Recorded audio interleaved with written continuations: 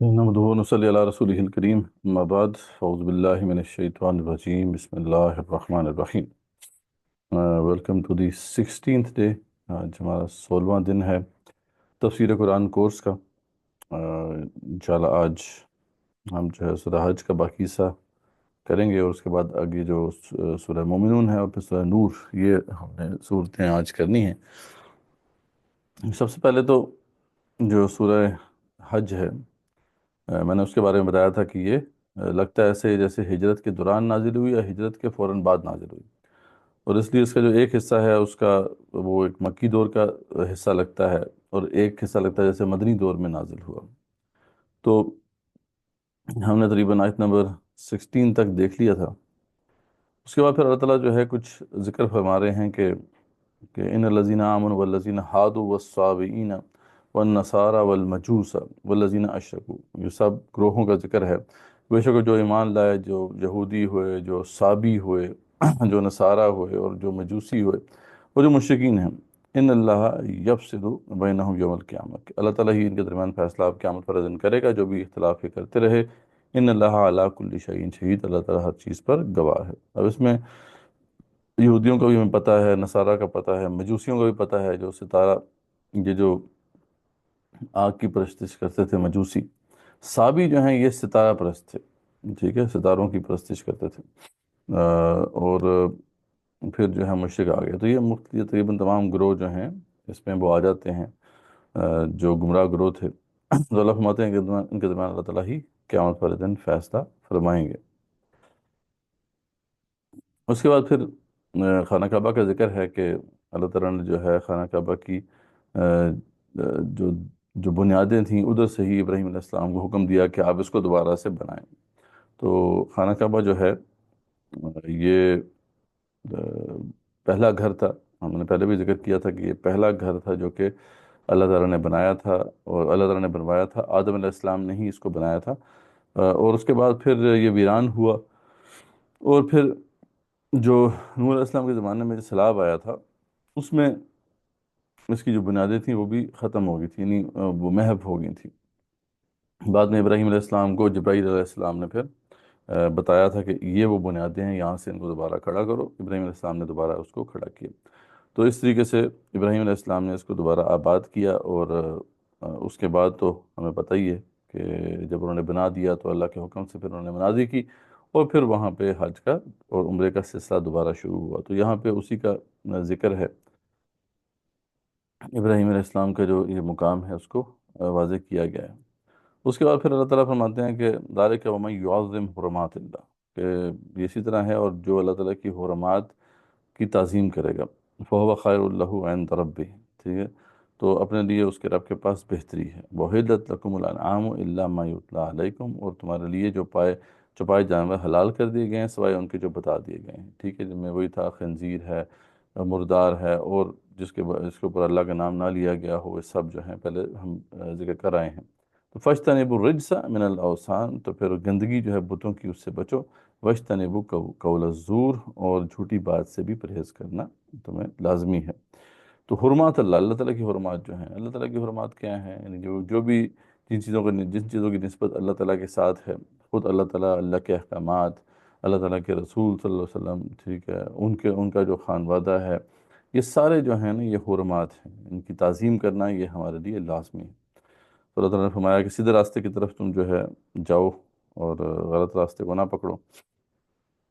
اور پھر اس کے آگے جو ہے شاعر اللہ کا بھی ذکر ہے. ٹھیک ہے، شاعر اللہ بھی یعنی ہر وہ چیز جس سے اللہ یاد آ جائے، اللہ کی نشانی کہتے ہیں شاعر اللہ، اللہ کی نشانی. تو اس حوالے سے جو ہے اونٹ کا بھی ذکر کیا گیا ہے. اونٹ اللہ کی نشانیوں میں سے ایک نشانی ہے.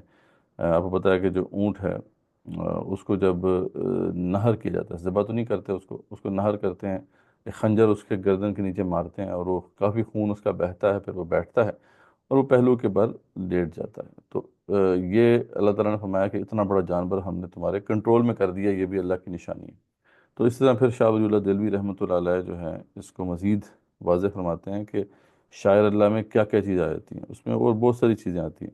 ٹھیک ہے، جیسے وہ فرماتے ہیں کہ قرآن پاک ہو گیا، نماز، محمد صلی اللہ علیہ وسلم، بیت اللہ، احرام باندھنے کے لیے جو نہانا ہے، احرام کی 2 رکعتیں پڑھنا، بآواز بلند لبیک کہنا، قربانی کے اونٹ ہو گئے، آب زمزم، مدینہ منورہ میں آبادی رکھنا، ٹھیک ہے، مسجد نبوی کی زیارت کرنا، عام مسجدیں جتنی ہیں سب کی سب، نماز کے انتظار میں بیٹھنا، اذان کے کلمات کہنا، ٹھیک ہے، مسجد اقصیٰ، عرفات، مزدلفہ، مینا، اور جو قربانی ہیں یہ سب شاعر اللہ میں شامل ہیں، یہ سب اللہ تعالیٰ کی نشانیاں ہیں، کیونکہ ان کی نسبت کسی نہ کسی طریقے سے اللہ تعالیٰ کے ساتھ ہے۔ تو اللہ تعالیٰ فرماتے ہیں کہ سب اللہ کے شاعر ہیں، ان کی تعظیم کرنا، ان کی رسپیکٹ کرنا یہ ہم پر لازم ہے، اور جو ان کی توہین کرے گا وہ کفر کرے گا۔ جب ان چیزوں کی توہین کا مطلب ہے ان کا مذاق بھی جو اڑاتا ہے تو وہ دار اسلام سے خارج ہے، ٹھیک ہے۔ تو اس کو خاص طور پہ ہمیں دیکھنا چاہیے کہ آج کل ایون کہ جنت اور دوزخ، ٹھیک ہے، یہ بھی شاعر اللہ ہے۔ تو ذرا آج کل جو ہے اس پہ ہوشیار رہا کیجیے، کیونکہ اکثر یہ جو لوگ لطیفے وغیرہ بھیجتے ہیں اس میں بعض اوقات آخرت کے مذاق اڑایا جاتا ہے، جنت کا مذاق اڑایا جاتا ہے، تو اس سے ہمیں بچنا چاہیے، ٹھیک ہے، کیونکہ یہ بھی اللہ تعالیٰ کے شاعر میں سے ہیں۔ تو اس کا مذاق اڑانا جو ہے یہ کفر ہے، اس لیے ہمیں اس سے خاص طور پہ ہوشیار رہنا چاہیے۔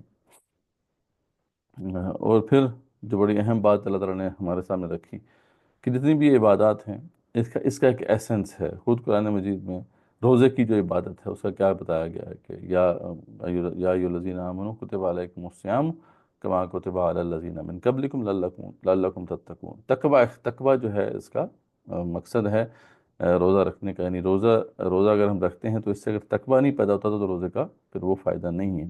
اس طریقے سے اللہ تعالیٰ نے یہاں پہ قربانی کا بھی ذکر فرمایا کہ لن ینال اللہ لحومها ولا دماؤها، نہ تو جو ہے اللہ تعالیٰ تک تمہارا گوشت پہنچتا ہے، نہ ہی اس کا خون پہنچتا ہے جانوروں کا، بلکہ ولاکن ینالہ التقوی منکم، اللہ کی طرف پہنچتا ہے تقوی۔ تقوی کیا چیز ہے؟ تقوی یہ ہے کہ یہ ایک سیلف اکاؤنٹیبلٹی کا ایک میکنزم ہے جو ہمارے اندر اگر ایکٹیو ہو جائے تو پھر ہم کیا کریں گے کہ ہم ہر گناہ سے بچیں گے، ٹھیک ہے۔ تو یہی بات ہے کہ اللہ تعالیٰ کی ناراضگی سے بچنا، اللہ تعالیٰ کے گناہوں سے بچنا، ٹھیک ہے، اور یا پھر اللہ تعالیٰ کے جو ہے عذاب سے بچنا۔ تو یہ جو ہے کہ اللہ تعالیٰ کے خوف سے یا اللہ تعالیٰ کی ناراضگی سے بچتے رہنا، اپنے دامن کو بچا کے رکھنا، یہی تقوی ہے۔ تو تقوی جو ہے یہ اصل حاصل ہے جو کہ ہمیں ہمیشہ ہر وقت اس پہ فوکس کرنا چاہیے۔ اصل بات یہ ہے کہ اگر یہ عبادات جو ہیں یہ کیفیت پیدا نہیں کرتی، اس کا مطلب ہے کہ عبادات میں کوئی مسئلہ ہے، عبادات کے اندر جو ہے وہ اخلاص نہیں ہے، ورنہ یہ عبادات ہمارے اندر یہ کیفیت پیدا کرتی ہیں۔ جیسا وہ علامہ اقبال نے فرمایا تھا نا کہ رگوں میں وہ لہو باقی نہیں، وہ دل وہ آرزو باقی نہیں، ٹھیک ہے۔ اب وہ رگوں میں وہ لہو نہیں رہا، وہ جو گرم جوشی تھی دین کے لیے، اور وہ دل وہ آرزو باقی نہیں، نہ وہ دل ہے نہ ان میں وہ آرزو ہے۔ آرزو بڑی چیز ہے، ٹھیک ہے۔ آرزو کیا ہے کہ ایک ہائر آبجیکٹو کو اچیو کرنے کی تڑپ۔ تو اقبال فرماتے ہیں کہ نہ تو رگوں میں لہو باقی رہا ہے، نہ وہ دل ہے نہ وہ آرزو ہے، نماز و روزہ و قربانی و حج یہ سب باقی ہیں، تو باقی نہیں، یہ تو سب چیزیں ہیں تو تیرا وجود نہیں۔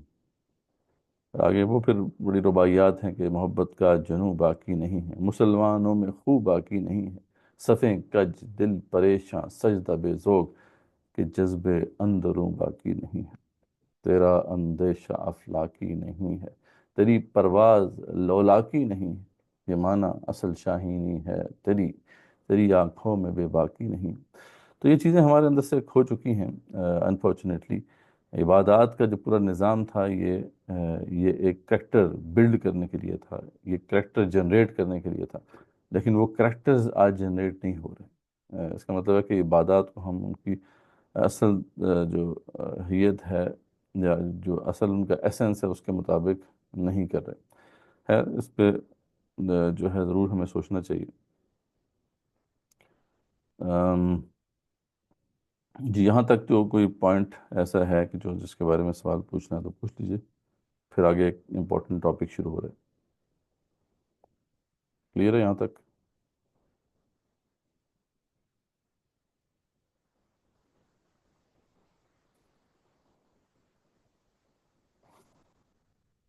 چلیں کوئی کویشچن نہیں ہے تو پھر آگے چلتے ہیں۔ آگے پھر جو ہے وہی جہاد و قتال فی سبیل اللہ کا ایک سبجیکٹ آ رہا ہے۔ آپ کو پتہ ہے کہ مدنی زندگی میں جب آپ صلی اللہ علیہ وسلم نے ہجرت کی تو اس کے بعد ہی جہاد شروع ہوا. تو یہ پہلا موقع تھا سورہ حج میں جہاں پہ اللہ تعالیٰ نے جہاد کی اجازت دے دی. اس کے فوراً بعد سورہ بقرہ نازل ہوئی تھی، اس میں جہاد کا حکم آ گیا. تو اس میں تو واضح طور پہ بتا دیا گیا نا، کتب علیکم القتال وہو کرہ لکم. لیکن یہاں پہ اجازت دے دی گئی تھی کہ جن لوگوں کے ساتھ ظلم کیا گیا ہے ان کو اجازت ہے کہ وہ اب لڑ سکتے ہیں. یہی وجہ ہے کہ اس کے بعد پھر رسول اکرم صلی اللہ علیہ وسلم نے پھر وہ چھاپہ مار کارروائیاں شروع کی تھیں. وہ جو 8 مہمات جن کا ذکر آپ کو یاد ہے میں نے کیا تھا، ان میں 4 جو ہیں وہ غزوات ہیں، ان میں رسول اکرم صلی اللہ علیہ وسلم خود شرکت کی تھی آپ صلی اللہ علیہ وسلم نے، اور 4 میں صرف صحابہ گئے تھے.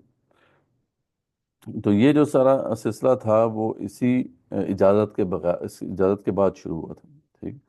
تو اس پہ پھر پہلے بھی ہم نے دیکھا سورہ بقرہ میں کہ وہاں پہ اس کا مقصد بتایا گیا تھا کہ جہاد آخر کرنا کیوں ہے. ٹھیک ہے. تو لڑنا خام خواہ میں تو نہیں لڑنا نا، لڑنے کا مقصد ہے. مقصد کیا ہے؟ کون بتائے گا؟ ہاں جی، آپ میں سے اگر کوئی بتانا چاہے کہ جہاد اور قتال فی سبیل اللہ کا مقصد کیا ہے؟ حتی لا تکون فتنہ. ہاں، کہ فتنہ ختم ہو جائے اور دین کل کا کل اللہ کے لیے ہو جائے. کفر کا فتنہ ختم ہو جائے، اور کفر کا فتنے کا مطلب ہی یہ ہے کہ اللہ کے احکامات نافذ نہ ہوں. کسی جگہ پہ ایک بھی حکم نافذ نہیں ہے تو کفر کا فتنہ ہے. تو کفر کا فتنہ ختم کر دیا جائے اور دین کو نافذ کر دیا جائے. تو یہاں پر اس کو دوسرے ایسپیکٹ سے بیان کیا گیا ہے کہ جب مسلمانوں کو حکومت مل جائے گی اس جہاد کے نتیجے میں تو پھر وہ کیا کریں گے. تو اسلامک اسٹیٹ کی ذمہ داریاں ہیں یہاں پر بیان کر دی گئی ہیں کہ الذین ان مکناہم فی الارض اقاموا الصلاۃ وآتوا الزکاۃ وامروا بالمعروف ونہوا عن المنکر. 4 چیزوں کا ذکر ہے: نماز کو قائم کرنا، زکوٰۃ کی ادائیگی یقینی بنانا، جتنے بھی عوامر ہیں، عوامر کہتے ہیں ہر وہ حکم جو اللہ نے جس کے بارے میں کہا ہے کہ کرو، ان کو انشور کرنا کہ وہ سوسائٹی میں وہ اعمال ہو رہے ہوں، اور ہر وہ چیزیں جن سے منع کیا گیا ہے سوسائٹی میں وہ چیز منع ہو جائے. ٹھیک ہے. یہ 4 بڑے کام ہیں جو اسلامی اسٹیٹ کی ذمہ داری میں سے ہیں. اب اس میں دیکھ لیں تقریباً پورا دین ہی آ جاتا ہے. ٹھیک ہے. اچھا، نماز قائم کرنے سے مراد کیا ہے؟ نماز قائم کرنے سے مراد یہ نہیں ہے کہ مسجدیں قائم ہو جائیں اور جو ہے اوقاف کا نظام آ جائے اور مولانا حضرات جو ہیں اپوائنٹ ہو جائیں. نہیں، نماز قائم کرنے کا مطلب یہ ہے کہ نماز جو چھوڑتا ہے جان بوجھ کے اس کے اوپر سزا نافذ ہو. اور یہ امت پہ متفق ہے کہ چاروں ائمہ ہمارے وہ اس پہ متفق ہیں کہ جو نماز جان بوجھ کے چھوڑ دے اس کو سزا ملے گی. صرف امام ابو حنیفہ یہ کہتے ہیں کہ اس کو جیل میں ڈالا جائے اور کوڑے مارے جائیں جب تک کہ وہ نماز کا عادی نہیں بن جاتا. باقی 3 امام تو قتل کرنے کے حق میں ہیں. وہ تو کہتے ہیں کہ ایک نماز چھوڑ دی کسی نے جان بوجھ کے، وہ زندہ رہنے کا اسے حق نہیں ہے، وہ دائرہ اسلام سے نکل چکا. تو اس لیے امام احمد بن حنبل تو خیر یہاں تک کہتے ہیں کہ وہ تو اب کافر ہو گیا، اس کی نماز جنازہ بھی نہیں پڑھانی، اور اس شخص کی جو لاش ہے وہ مسلمانوں کے قبرستان میں بھی نہیں دفنانی، شہر سے باہر کسی گھاٹی میں پھینک دو. احمد بن حنبل کا یہ موقف ہے. امام شافعی، امام مالک کا یہ موقف ہے کہ ٹھیک ہے مسلمان تو ٹھیک ہے مسلمان، کافر تو نہیں ہوا لیکن زندہ رہنے کا حق نہیں ہے. بہرحال اس نے جرم بہت بڑا کیا ہے، اسے قتل کر دیا جائے اور بے شک اس کے بعد دفنایا جائے. ٹھیک ہے. لیکن یہ ہے کہ یہ اصول ہے.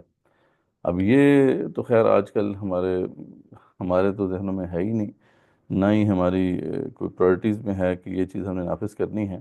ورنہ یہ جو ہے کوئی معمولی چیز نہیں. اسی طریقے سے زکوٰۃ کا معاملہ ہے. زکوٰۃ اسلامی ریاست کی ذمہ داری ہوتی ہے کہ وہ کلیکٹ کرے گی زکوٰۃ. زکوٰۃ انڈیویجول نہیں ہے. وہ تو آج ہماری مجبوری ہے، اسلامی ریاست اس طریقے سے ہے نہیں تو ہم آپس میں بانٹ لیتے ہیں، لیکن اصل میں یہ ریاست کی ذمہ داری ہے. اور جو ریاست کو نہیں دے گا اس کے خلاف ریاست جہاد کرے گی. جیسے ابو بکر صدیق جو تھے حضرت عنہ، انہوں نے ان لوگوں کے خلاف جہاد کیا تھا جنہوں نے زکوٰۃ نہیں دی تھی. حالانکہ نماز وہ پڑھ رہے تھے، کافر نہیں تھے، مسلمان تھے، حج بھی وہ کرتے تھے، زکوٰۃ بھی کہہ رہے تھے ہم دے دیں گے لیکن آپ کو نہیں دیں گے. تو ابو بکر صدیق جو تھے انہوں نے باقاعدہ ان کے خلاف جہاد کیا. تو یہ 2 ہو گئے، نماز اور زکوٰۃ. اور پھر اوامر اور نواہی، جس کا حکم اللہ نے دے دیا ہے اس کو نافذ کرنا، جس سے منع کر دی ہے اس سے روک دینا. ٹھیک ہے. تو یہ ایک بہت بڑی رسپانسبلٹی ہے اسلامی اسٹیٹ کی، وہ ان 4 چیزوں کو انشور کرے. ٹھیک ہے. کلیئر ہے یہ پوائنٹ؟ اس میں کوئی کویشچن تو نہیں ہے؟ اچھا سر، اس میں جو مین کوشچن بنتا ہے نا آج کل کے لحاظ سے، تو وہ یہی ہے کہ اسٹیٹ تو ہے نہیں، کوئی اسٹیٹ وغیرہ تو ہے نہیں، اب یہ سارا کام ہم کیسے کریں؟ لوگ اس چیز کو کرتے ہوئے امر بالمعروف نہیں انل منکر ہو گیا، یا جو باقی چیز چھوٹی موٹی چیزیں ہوں گی، مین کام تو امر بالمعروف و نہیں انل منکر سے بھی پیچھے ہٹ جاتے ہیں کہ بھائی اسٹیٹ نے کرنا ہے، ہمارا کیا کام ہے، ہم تو کچھ نہیں کر سکتے۔ تو آج کل کے دور میں اس کو ہم کس طریقے سے ان کو سمجھائیں، یا خود اس طریقے سے اپنے آپ کو سمجھائیں کہ ہاں بھائی یہ ہمارا کام نہیں ہے؟ دیکھیں، جہاں تک مسئلہ ہے عوامر اور نواحی کا، اس میں تو یہ رسول اکرم صلی اللہ علیہ وسلم نے بیان کر دیا نا کہ تمہاری ذمہ داری پھر بھی ہے، اگر اسٹیٹ نہیں بھی کرتی تم نے پھر بھی کرنا ہے، اگر استطاعت ہے تو ہاتھ سے روکو، نہیں ہے تو پھر زبان سے روکو، ورنہ دل سے روکو۔ تو یہ تو ہے امر بالمعروف معروف اور نہیں منکر تو ہمیں پھر بھی کرنا ہے۔ رہی بات نماز کا قیام اور زکوٰۃ کا قیام، تو یہ اسٹیٹ ہی کر سکتی ہے، ٹھیک ہے، ہاں، یہ ہم اس پہ سزائے نافذ نہیں کر سکتے، ٹھیک ہے، اسی لیے پھر یہ کہا جاتا ہے نا کہ جس حکم کو اسلامی حکومت کے بغیر نافذ ہی نہیں کیا جا سکتا، تو اس لیے اسلامی ریاست کو قائم کرنا سب سے پہلے ضروری ہے، ٹھیک ہے، تو اس لیے تو وہ فرض ہے ہمارے پر، obligation ہے۔ ہاں، جب تک وہ نہیں ہوتی تو پھر ٹھیک ہے، نماز اپنے طور پہ پڑھنی ہے اور زکوٰۃ بھی اپنے طور پہ دینی ہے، لیکن یہ دونوں جو ہیں یہ آپ پرائیویٹ اینٹی جو ہے وہ یہ کام نہیں کر سکتی، آپ کو اتھارٹی حاصل کرنی ہے اور پھر اس کے بعد اسے انفورس کرنا ہے۔ تو ابھی پھر ہمیں اسلامی ریاست قائم کرنے کی سٹرگل کرنی چاہیے، تو یہ ہے اصل سٹرگل جو ہمیں بھی کرنی ہے۔ اور ساتھ ساتھ جو بھی ہمارے بس میں ہے، جتنے عوامر اور نواحی ہیں، جتنے بھی احکامات ہیں، ان کو نافذ کر سکیں یا اس کو اسٹیبلش کر سکیں، وہ ہم نے کوشش کرنی ہے، ٹھیک ہے جی۔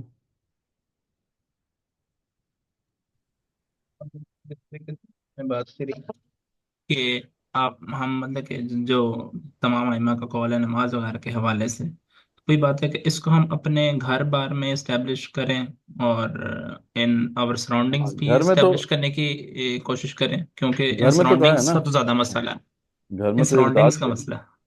گھر میں تو دیکھیں انسٹرکشنز ہیں کہ اگر بالے ہو گیا بچہ تو پھر اس کو مار کے پڑھاؤ، ٹھیک ہے، لیکن باپ کو بھی حق حاصل نہیں ہے کہ قتل کر دے اپنے بچے کو، یہ صرف اسٹیٹ کی ذمہ داری ہے۔ ابھی بھائی نے پوچھا ہے، تیمور بھائی نے، کہ کیا یہ آپ سے ڈائریکٹ آیا ہے؟ دیکھیں، بڑا سمپل ہے، یہ بات کلیئر ہے کہ اگر کوئی نماز نہیں پڑھتا اور زکوٰۃ نہیں دیتا تو وہ کفر کر رہا ہے، ٹھیک ہے، اب وہ کفر کر رہا ہے تو اس کفر کی وجہ سے اب وہ دائرہ اسلام سے نکل جاتا ہے، اور یہ آپ وسلم کی واضح حدیث ہے کہ من ترک الصلاۃ فقط کفر، جس نے نماز ترک کر دی اس نے کفر کیا۔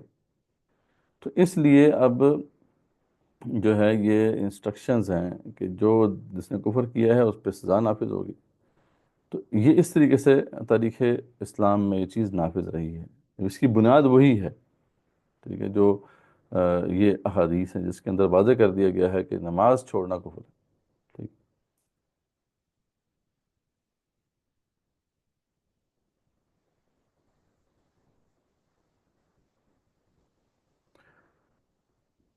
اب وہی بات ہے نا کہ توبہ جو ہے وہ تو اس کا موقع تو ہے، ٹھیک ہے، کہ اس کو موقع دیا جائے گا کہ بھئی آپ توبہ طائب ہوتے ہو کہ نہیں، یعنی قتل کرنے سے پہلے اس سے موقع تو دیا جائے گا نا کہ ٹھیک ہے بھئی آپ نماز نہیں پڑھ رہے، یہ کفر ہے جو آپ کر رہے ہو، ٹھیک ہے، تو اگر آپ اسے توبہ کرتے ہو یا نہیں، توبہ وہ نہیں کرتا اگر، تو پھر ہی آگے بات بڑھے گی، کیونکہ آگے جو سٹیپس لینے ہیں قتل کے، اس کے لیے پہلے جو ہے یہ چیز تو اسٹیبلش ان کے اوپر کرنی ہے کہ تم کفر کر رہے ہو اور اس کی وجہ سے تمہیں قتل کر دیا جائے گا، ٹھیک ہے، تو یہ تو پروسیجر سب جگہ پہ ہے، لیکن اگر پھر بھی وہ نہیں کرتا تو پھر اسے قتل کر دیا جائے گا۔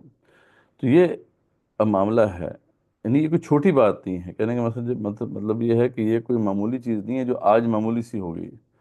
تاریخ اسلام میں بھی آپ دیکھیں کبھی بھی یہ چیز معمولی نہیں تھی کہ اس طریقے سے جناب اتنا کیجول ہو جائے کہ نماز چھوڑی ہو کوئی مسئلہ نہیں، یعنی اس کے اوپر بڑا اسٹرکٹ جو ہے آرڈر ہے جو کہ نافذ کیا جانا چاہیے۔ اچھا، بائی دا وے، یہ صرف ہمارے اوپر نہیں ہے، یہ سابقہ شریعتوں میں بھی ایسے ہی تھا، جو جوز کے اوپر جو ہے ان کا بھی لا یہی ہے کہ اگر ہفتے کے دن جس نے عبادت نہیں کی قتل کر دو اس کو، ٹھیک ہے، تو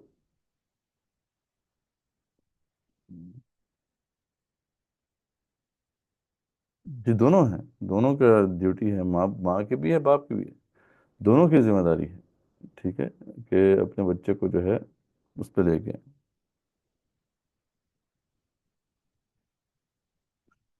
میں نے بتایا کہ رسول اکرم صلی اللہ علیہ وسلم کی انسٹرکشنز اس حوالے سے ہمیں کو پریکٹیکل اس لیے نظر نہیں آئے گی کہ اس وقت تو کوئی سوال ہی پیدا نہیں ہوتا تھا کہ کوئی نماز چھوڑ دے ٹھیک ہے، یہ تو کبھی سوال ہی پیدا نہیں ہوتا تھا کہ وہ ایک مسلمان ہے اور نماز چھوڑ دے. یہ تو بہت بعد میں کی جا کہ یہ کوئی ٹرینڈ آیا کہ یار مسلمان نماز بھی نہیں، نماز نہ بھی پڑھے تو تبھی مسلمان ہے. تو اس لیے پریکٹیکل امپلیمنٹیشن آپ کی زندگی میں نہیں ہوئی، لیکن اصول وہیں سے اخذ کیا گیا.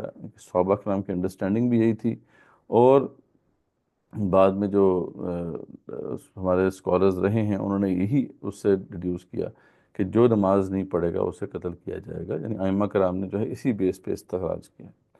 تو رہی بات زکوٰۃ کے والے سے، وہ تو ہمیں واضح طور پہ نظر آتا ہے، ابو بکر صدیق کا عمل نظر آتا ہے، تو وہ ایک دلیل ہمارے پاس موجود ہے.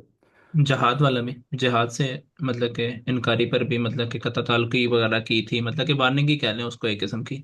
ہاں جہاد کے والے سے تو کلیئر ہے نا کہ جو نہیں جو گیا ان کو وارننگ دی گئی، ٹھیک ہے. لیکن نماز کا معاملہ اسپیشل ہے، یاد رکھیں، نماز اور زکوٰۃ کا معاملہ یہ باقی چیزوں سے اسپیشل ہے، یہ کوئی معمولی چیز نہیں.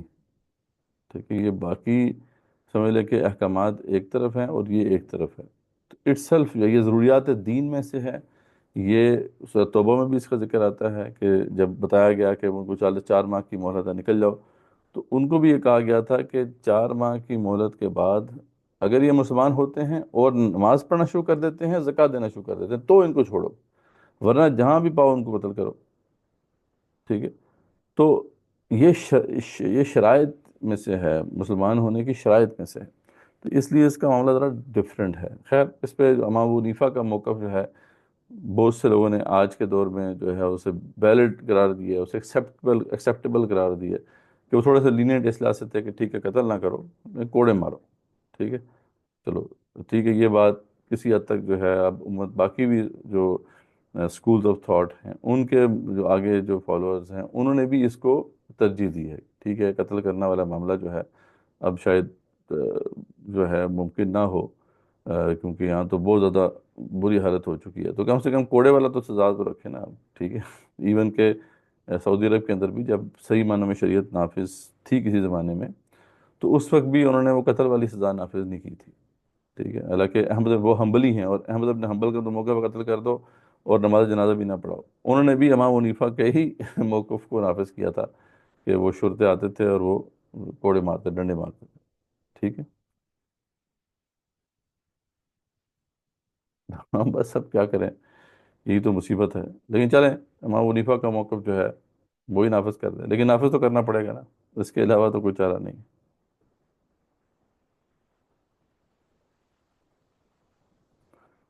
ابھی اس کے مختلف طریقے ہیں، ذریعہ بات ہے، دیکھا جائے گا. جیسا آپ نے کہا فنگر پرنٹ ہے یا اور کوئی طریقہ ہے، بہرحال اس کو اس کے طریقہ کار کیا ہوگا، اس کا پروسیجر کیا ہوگا، وہ تو اب اسٹیٹ جو ہے اس کو ذریعہ بات ہے دیکھے گی کیسے اس کو نافذ کرنا ہے. لیکن نافذ بہرحال کیا جائے گا. ٹھیک ہے، اس کے اوپر تو کوئی شک نہیں. نہیں، بات وہی ہے، اسٹیٹ تو جس طریقے سے امپلائی کے نہ آنے پہ، لیٹ آنے پہ وہ ساری ہاں وہ بڑے طریقے ہیں نا، بہت طریقے لگا سکتی ہے، تو اسٹیٹ کے نماز پاس کے تو بہت مقابلے میں ساری بھی کچھ یعنی نہ وہ کچھ کیا جا آپشنز ہیں، سکتا وہ دیکھ ہے. سکتی ہے کہاں پہ چیک ہو سکتا ہے.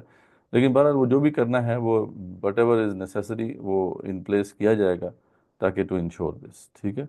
تو چلو ہم جو ہے امام حنیفہ کے ہی موقف کو کہتے ہیں نافذ کر دو. جو ہے اس کی بھی ذریعہ بات دلائل ہیں، تو خیر کوڑے مارے جائیں گے اور جو ہے انفورس کیا جائے گا. ٹھیک ہے جی. تو یہ 4 کام جو ہیں بڑے امپورٹنٹ ہیں، جن کو انشور کرنا بہت ضروری ہے کسی بھی ریاست کے لیے. اس کے بعد ہاں اصل میں یہ بہت بڑا پروپیگنڈا بھی ہوتا ہے نا کہ جی یہ تو پتہ نہیں جتنے بھی احکامات ہیں ان سے صرف 10% وہ احکامات ہیں جو اسٹیٹ کی ذمہ داری ہے، باقی تو اس کے بغیر بھی ہو سکتے ہیں.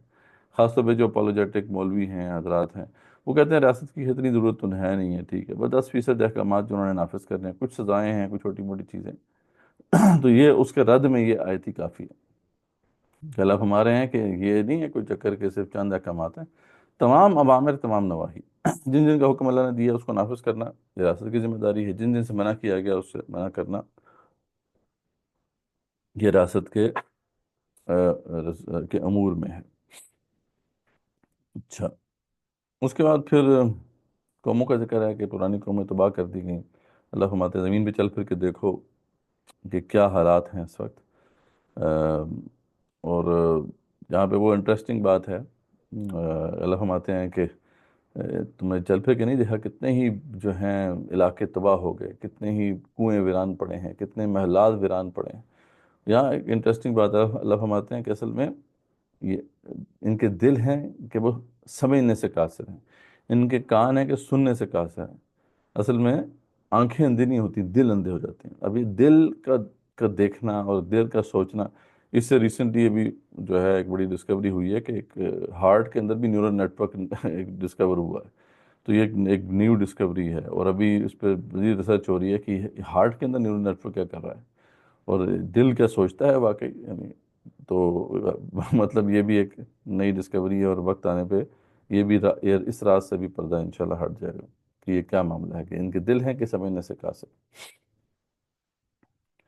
اس کے بعد پھر جو ہے کفار جو عذاب کی جلدی مچا رہے تھے ان کو ڈرایا گیا ہے. آپ صلی اللہ علیہ وسلم کو کفار کی مخالفت پر تسلی دی گئی، اور شیطان کے حوالے سے جو ایک بات کی گئی ہے، یہ ایک ایسی آیت ہے جس کی بنا پر پھر سلمان رشدی ملون جو تھا اس نے وہ سیٹانک ورسز کتاب لکھی تھی. تو یہ بیسیکلی دیکھیں آیت کتنی اہم ہے اور کتنی واضح ہے، لیکن شیطان کس طریقے سے گمراہ کرتا ہے.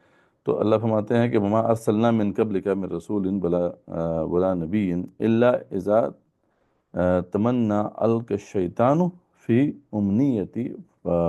تو یہ اللہ فرماتے ہیں کہ آپ سے پہلے کئی رسول آئے اور نبی آئے، تو اللہ یعنی ایسے کوئی ایکسیپشن نہیں ہے، بلکہ ایسا ہوتا رہا کہ جب اذا تمنا القى شیطان، کہ شیطان نے جب انہوں نے کچھ بات کرنی چاہی یا کچھ کام کرنا چاہا تو شیطان نے اس کے اندر القاء کر دیا، اس کے اندر کوئی ملاوٹ ایڈ کر دی.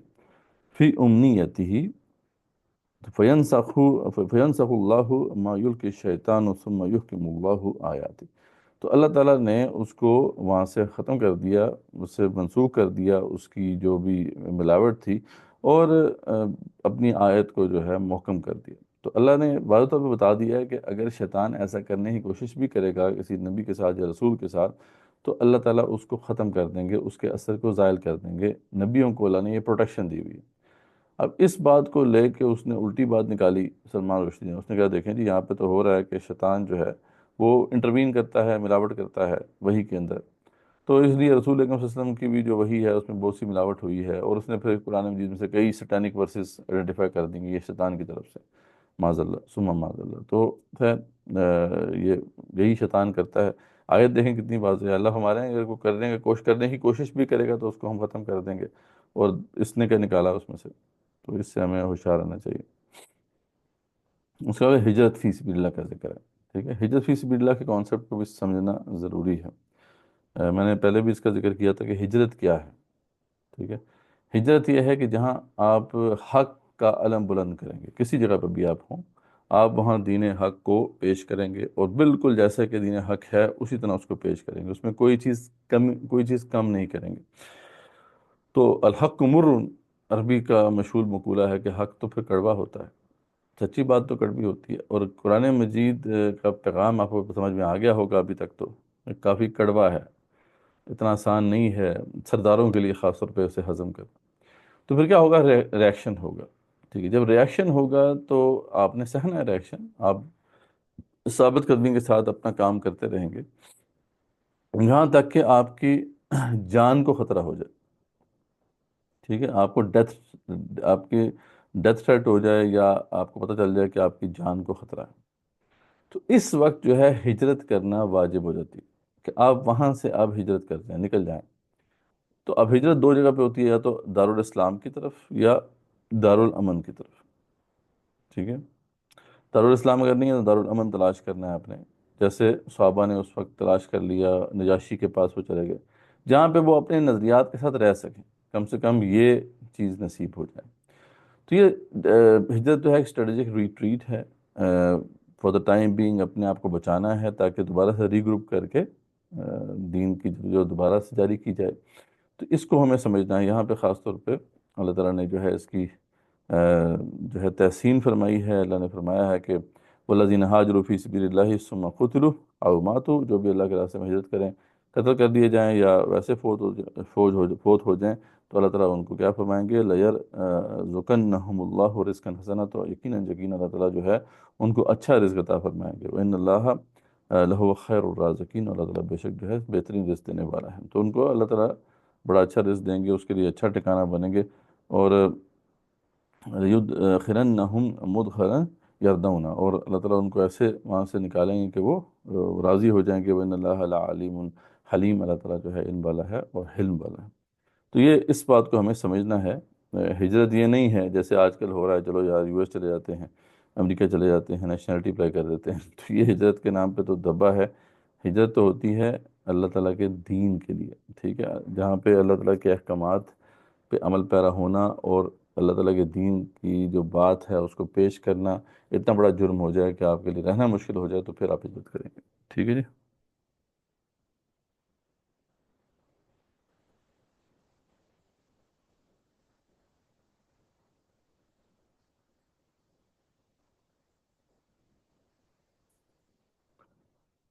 جی سسٹر، اس میں یہی بات ہے کہ زکوٰۃ کے حوالے سے جو سوال ہے کہ زکوٰۃ کے حوالے سے تو آپ نے یہی تحقیق کرنی ہے کہ وہ صاحب نصاب ہے یا نہیں ہے، ٹھیک ہے، اگر صاحب نصاب نہیں ہے تو اس کو دی جا سکتی ہے زکوٰۃ، اگر تو ہے تو پھر زکوٰۃ نہیں لگے گی، پھر جو ہے صدقہ وغیرہ دیں گے، تو اگر تو صاحب نصاب وہ نہیں ہے تو پھر اس کو دی جا سکتی ہے، اب اس نے آگے اس کو ضائع کر دیا تو وہ علیحدہ مسئلہ ہے، آپ کا آپ کی تو قبول ہو جائے گی، تو یہ اس معاملے میں جو ہے کلیئر ہے، اللہ یہ کہ کوئی اور کانٹیکسٹ ہے اس کا، ٹھیک ہے۔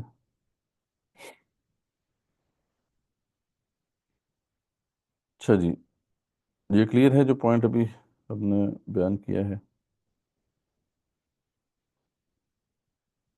ہجرت کا جو معاملہ ہے، ہجرت فی سبیل اللہ کیا ہے، اس کو اچھی طرح سے ہمیں کلیئر ہونا چاہیے۔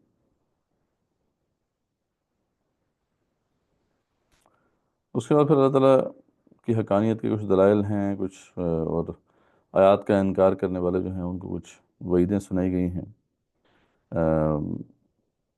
ہاں، اس کے بعد پھر آخر میں سورہ حج کا آخری حصہ آ جاتا ہے، بڑی خوبصورت دو خطبات ہیں، ایک بڑے انسانوں سے اللہ تعالیٰ کا خطبہ ہے اور ان کو ایک پیغام دیا گیا ہے، اور پھر انسانوں سے پھر مسلمانوں سے خطاب ہے، بالکل ایسے ہی یہ، کیونکہ میں نے آپ کو بتایا تھا کہ سورہ حج جو ہے یہ ایک طرح سے وہ ہے سمری ہے، خلاصہ ہے سورہ بقرہ کا، ٹھیک ہے، تو سورہ بقرہ میں بھی آپ کو پتہ ہے دو بڑے خطبات آئے تھے، ٹھیک ہے، ایک تو وہ خطبہ جو انسانوں سے اللہ نے کیا ہے اور انسانوں کو پوری دعوت کمپلیٹ دے دی ہے، یا ایھا الناس اعبدوا ربکم، جس میں وہ چیلنج کا ذکر بھی ہے، اور پھر جو میں نے آپ کو بتایا تھا کہ امت کی تشکیل کے بعد جب اللہ تعالیٰ نے پہلا خطبہ ارشاد فرمایا، یا ایھا الذین آمنوا استعینوا بالصبر والصلاۃ ان اللہ مع الصابرین، ٹھیک ہے، کہ تمہارا مشکل وقت آنے والا ہے اس لیے ڈٹ جاؤ، تو شہید بھی ہونا پڑے گا، جان تھلی بھی رکھنی پڑے گی، آپ کو یاد ہوگا، تو یہاں پہ بھی اسی طریقے سے دو خطبات آئے ہیں، ایک انسانوں سے خطاب ہے اور ایک مسلمانوں سے خطاب ہے، تو انسانوں سے جو خطاب ہے وہ بڑا سمپل اور اسٹریٹ فارورڈ اور بڑا اسٹرائکنگ ہے، وہ کہ اللہ فرماتے ہیں، یا ایھا الناس ضرب مثل فاستمعوا لہ، اے لوگو ایک مثال دی جا رہی ہے، ذرا غور سے سنو، ان الذین تدعون من دون اللہ، جن کو تم پکارتے ہو اللہ کے سوا، لن یخلقوا ذبابا، وہ ایک مکھی بھی تو نہیں بنا سکتے، ولا اجتمعوا لہ، چاہے وہ سارے مل جائیں، ٹھیک ہے، بھئی جن کے تم پیچھے لگے ہوئے ہو وہ ایک مکھی بھی تو نہیں بنا سکتے، وَإِن يَسْلُبْهُمُ الذُّبَابُ شَيْئًا، یہ تو دور کی بات ہے، اگر مکھی ان میں سے کوئی چیز لے اڑے، لا يستنقذوه من، تو یہ اس سے یہ چیز واپس بھی نہیں لے سکتے، مکھی کوئی لے گئی ہے، واپس بھی نہیں لے سکتے، تو اللہ فرماتے ہیں ضعف الطالب والمطلوب، کتنا ہی بودا، کتنا ہی پست ہے وہ جس سے مانگا جا رہا ہے، اور کتنا ہی بودا اور پست ہے وہ جو مانگ رہا ہے۔ ہم اپنے آبجیکٹیوز، اپنے آئیڈیل سے ہی ڈیفائن ہوتے ہیں، ہمارے اگر آبجیکٹیوز پست ہیں ہم پست کردار کے مالک ہوں گے، ہمارے آبجیکٹیوز اگر ہائر ہیں تو ہم ہائر کریکٹر کے مالک ہوں گے، یہ بہت امپورٹنٹ ریلیشن شپ ہے، اس کو سمجھنا بہت ضروری ہے، یہیں سے یعنی بیسیکلی تو یہاں پہ بات ہو رہی ہے بتوں کی، کہ یار کتنا بودا ہے جس کو چاہا جا رہا ہے، اور کتنا بودا ہے وہ جو چاہ رہا ہے، ٹھیک ہے، علامہ اقبال کا اس کے اوپر جو ہے پورا ایک نظریہ ہے کہ آپ کا ہائر آبجیکٹو ہونا چاہیے لائف میں. اگر آپ کا ہائر آبجیکٹو نہیں ہے تو پھر آپ کچھ بھی نہیں کر سکتے. آپ انسان کہلانے کے یہ حقدار نہیں ہیں. ٹھیک ہے. محبت مجھے ان جوانوں سے ہے ستاروں پہ جو ڈالتے ہیں کمند. Higher objective. اور سب سے پست آبجیکٹو کیا ہوتا ہے؟ گیس کر سکتے ہیں؟ یہ سب سے پست آبجیکٹو. صرف اپنا اور اپنی فیملی کے بارے میں سوچنا. بس یہ سب سے پست آبجیکٹو ہے. کیونکہ یہ کام جانوروں کا ہے. ایک جانور جو ہوتا ہے وہ بھی یہی کرتا ہے. اس کو صرف اپنی پریشانی ہے یا اپنے بچوں کی پریشانی ہے.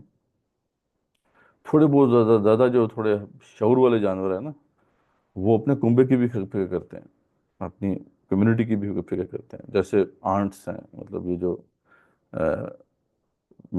چونٹیاں ہیں, اب وہ کمیونٹی کی فکر بھی کرتی ہیں. تو زیادہ تر لیکن جو ہے ہاں ولف ہو گیا اور مطلب اس طرح کے شیر وہ بھی ہوتے ہیں. اتنی شیر تو ذرا سیلفش قسم کا ہوتا ہے, اپنی ٹیریٹری کو کرتا ہے. لیکن ہرڈز ہوتے ہیں ان کا بھی خیال ہوتا ہے. لیکن ایک انسان جو ہے اگر وہ بھی اسی سطح پہ زندگی گزارے گا تو وہ پھر انسان کہلانے کے حقدار نہیں ہے. ٹھیک ہے. علامہ اقبال فرماتے ہیں کہ مثل حیوان خوردن آسودن چیسود, حیوانوں کی طرح کھانے پینے سے کیا فائدہ. روٹی کپڑا مکان اپنے لیے اور اپنے بچوں کے لیے, یہ اس سے زیادہ پست آبجیکٹو اور کوئی نہیں ہو سکتا. اور جو اس سطح پہ زندگی گزارے گا اس کا کردار کبھی بلند نہیں ہو سکتا. یاد رکھیں یہ بہت امپورٹنٹ نقطہ ہے جو علامہ اقبال ہمیں سمجھا رہے ہیں. کریکٹر بلڈنگ کی کتنی ورک شاپس یہاں پہ ہو رہی ہیں امت میں اس وقت. کریکٹر بلڈنگ, کردار سازی, لیکن کردار ہے کہ بن نہیں پا رہا. کانٹینٹ بڑا زبردست ہے کہ کریکٹر بلڈنگ کی جتنی بھی آپ ورک شاپس اٹینڈ کر لیں, جتنے بھی آپ سیشن اٹینڈ کر لیں, آپ کو بڑا زبردست کانٹینٹ ملتا ہے کہ یار ہر چیز انسانی پرسنالٹی کی کھول کے بیان کر دی گئی ہے. لیکن کیا سوال ہے کہ ایک بندہ سامنے بیٹھ گیا آپ کے, جیسے میں اب لیکچر دے رہا ہوں آپ کو, کیا آپ لوگ جو ہیں صرف میری بات کو سن کر اپنا کردار ٹھیک کر لیں گے؟ ہاں جی, از اٹ پاسبل؟ نہیں دیکھا جائے. ٹھیک ہے. جب تک کہ آپ کا آبجیکٹو ہائر نہیں ہوگا کردار ہائر نہیں ہو سکتا. یاد رکھیں. تو ہائیسٹ آبجیکٹو جو ہو سکتا ہے کوئی تو وہ وہی ہے جو انسان جو مسلمان کو دیا گیا ہے. وہ کیا ہے؟ Global dominance. ٹھیک ہے. الہ کرمت اللہ, پوری دنیا پر دین کو غالب کر دینا. یعنی اس سے بڑا آبجیکٹو ایک انسان کا نہیں ہو سکتا. مطلب اس پہ ٹائم نہیں ہے کہ ہم جائیں کہ کیسے یہ ہائیسٹ آبجیکٹو ہے, لیکن دس از دا ہائیسٹ آبجیکٹو. لیکن اقبال کہہ رہے ہیں کہ جس نے بھی زندگی میں آپ اسٹڈی کر لیں جو گریٹ پیپل رہے ہیں, کچھ تھوڑا بہت بھی ہائر آبجیکٹو پا لیا نا تو اس نے پھر کچھ نہ کچھ جو ہے انسانیت کو پا لیا.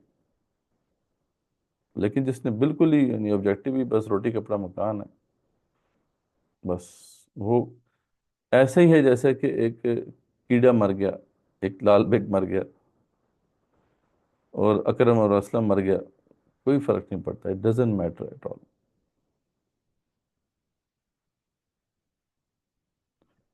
یہ سسٹم عورت نے تو بہت بڑا جو ہے رول ادا کرنا ہے. کتنی دفعہ تو ہم یہاں پہ ذکر کر چکے ہیں.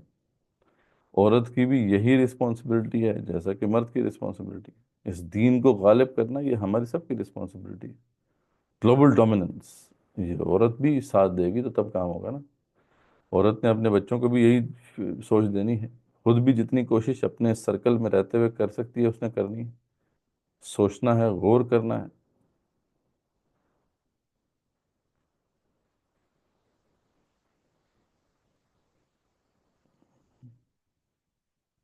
جی جی, مطلب مسئلہ کوئی نہیں. یعنی صرف عورت کا کیا ہے, سرکل آف ایکشن ڈفرینٹ ہے مرد سے. سوچنا دونوں نے ہے. سوچنا تو مسلمانوں نے مل کے ہی سوچنا ہے.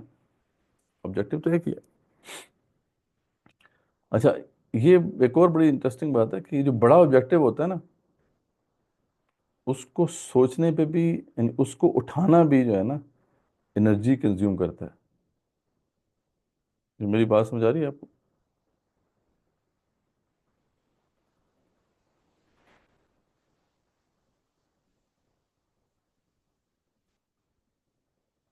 نہیں سمجھ رہی؟ جو آ گئی ہے کہ جو بڑا آبجیکٹو ہوتا ہے، ابھی اس کے لیے آپ بے شک آپ نے ایفرٹ نہیں کی، صرف اس کو شولڈر پہ کیری کرنا جو ہے نا، یہ بھی انرجی کنزیوم کرتا ہے. اس کو یہ کہہ سکتے ہیں ہمیں، مطلب کہ انرجی کنزیوم اس لحاظ سے کہ اس کے بارے میں سوچنے پہ یا ڈرین، اس والے سے ہمیں ڈرینج کرتا ہے پھر. بالکل. اور ہم ہو گئے ہیں سہل پسند، ہم ہو گئے ہیں مطلب آرام پسند. ہم اس کو شولڈر پہ اٹھانا ہی نہیں چاہتے. ہم کہتے ہیں چھوٹا سا کوئی ٹاسک مل جائے، چھوٹا سا کام مل جائے، بس وہ کر لیں، ٹھیک ہے. لیکن چھوٹے چھوٹے کاموں کو اٹھا کے آپ کی پرسنالٹی نہیں بنے گی. ہیومن باڈی اور ہیومن مائنڈ جو ہے وہ اللہ نے بنایا ہی اس طرح سے. آپ نے باڈی بلڈنگ، آپ میں سے کوئی کرتا ہے یا کبھی آپ نے اس کے سائنس کو سمجھا ہے؟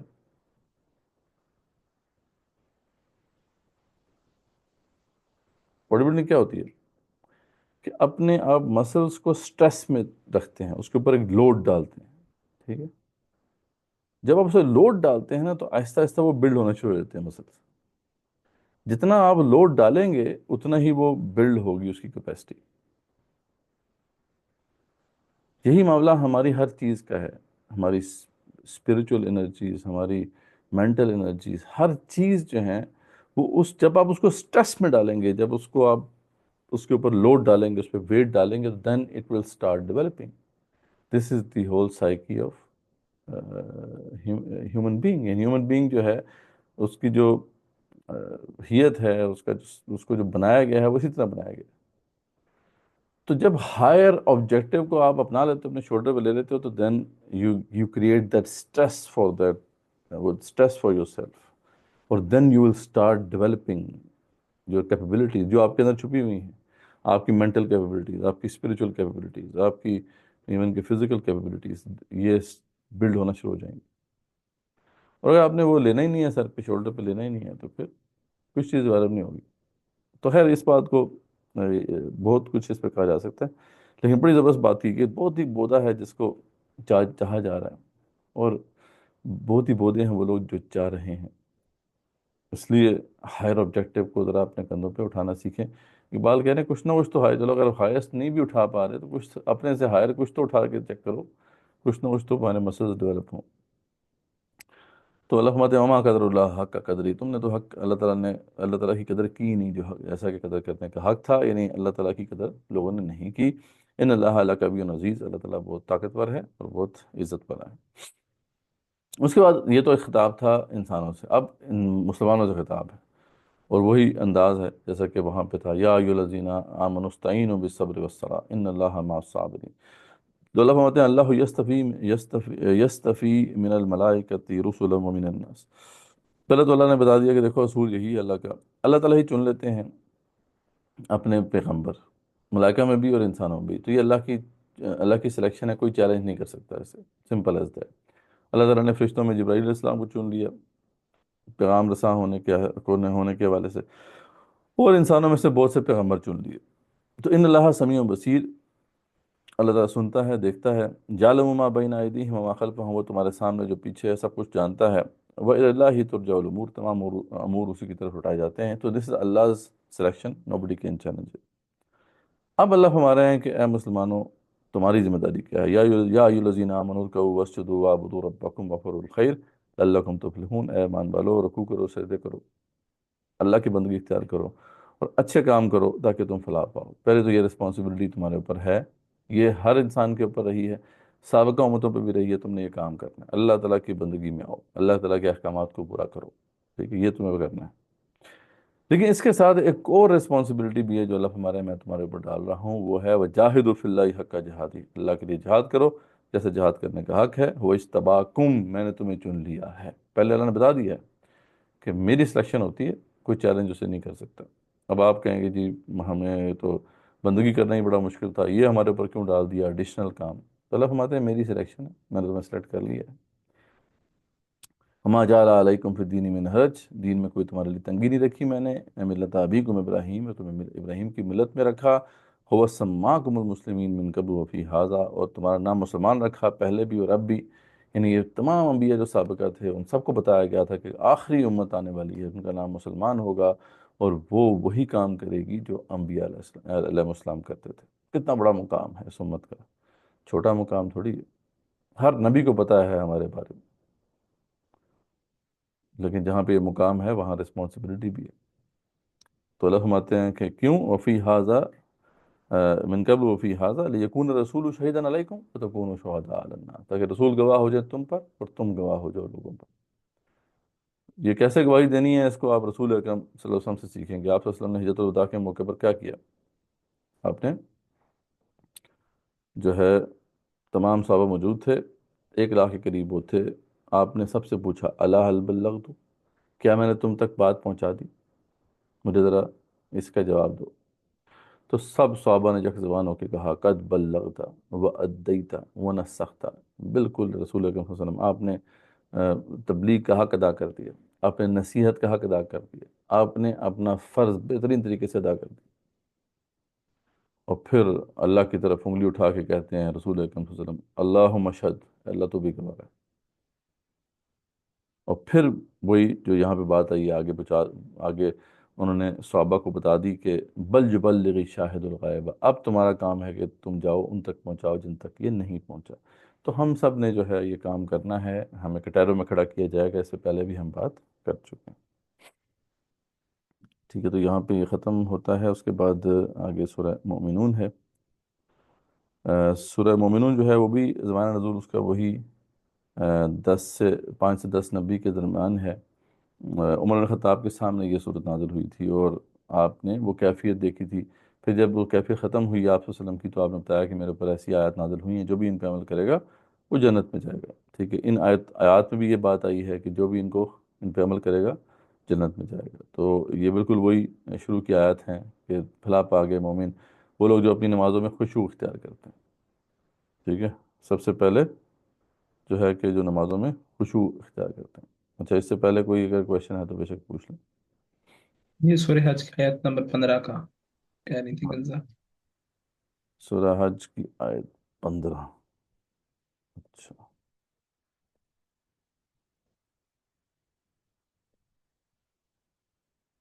من کان یظن ان لن ینصرہ اللہ فی الدنیا والآخرہ فلیمدد بسبب الی السماء ثم یقطع فلینظر هل یذہبن کیدہ ما یغیظ۔ جی، یہ کیا معاملہ ہے کہ اللہ تعالیٰ نے فرض اور فرما دیا ہے کہ میں اپنے رسولوں کی مدد ضرور کروں گا۔ ٹھیک ہے، جو مرضی ہو جائے، تم جو مرضی کر لو، میں نے اپنے رسولوں کی مدد ضرور کرنی ہے۔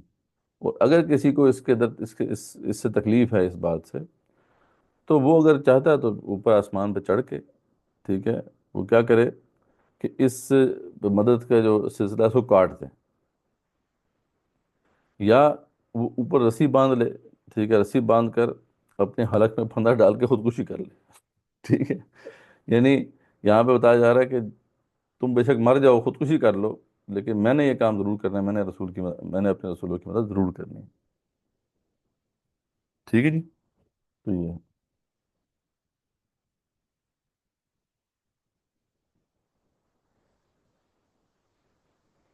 ٹھیک ہے نا، اس کا سٹارٹ یہاں سے ہوتا ہے نا کہ جس کا گمان ہے کہ اللہ تعالیٰ جو ہے مدد نہیں کرے گا اپنے رسول کی، تو پھر دونوں جہانوں میں تو پھر یہ کام کرے، وہ خودکشی کر لے۔ ٹھیک ہو گیا۔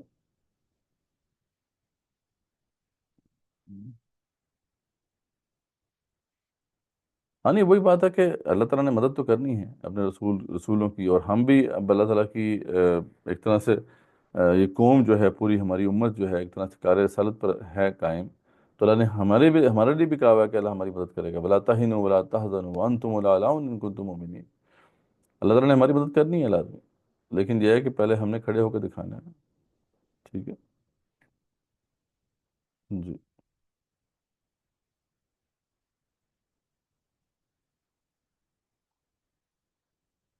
سیرت میں جوائنٹ فیملی کس طرح ملتی ہے؟ یعنی سوال سمجھ آیا، ذرا ایکسپلین کر دیں۔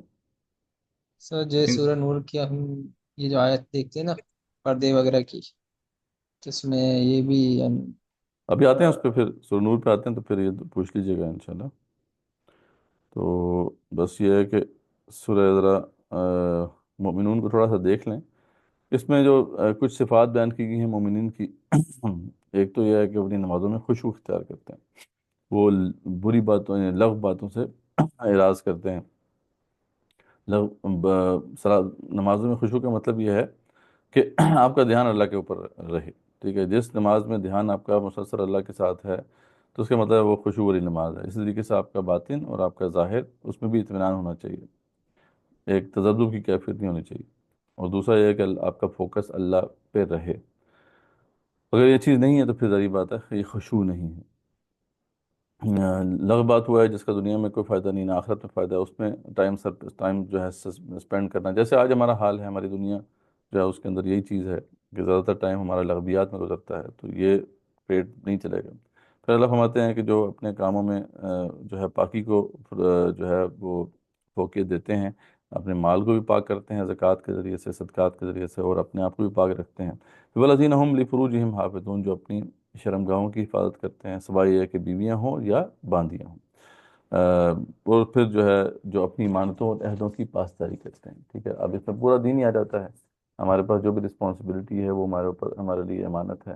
ہمیں جو اللہ نے حکم دیا ہے، جو جس کا کرنے کا حکم دیا ہے، جسے منع کرنے کا حکم دیا ہے، وہ سب مانتے ہیں۔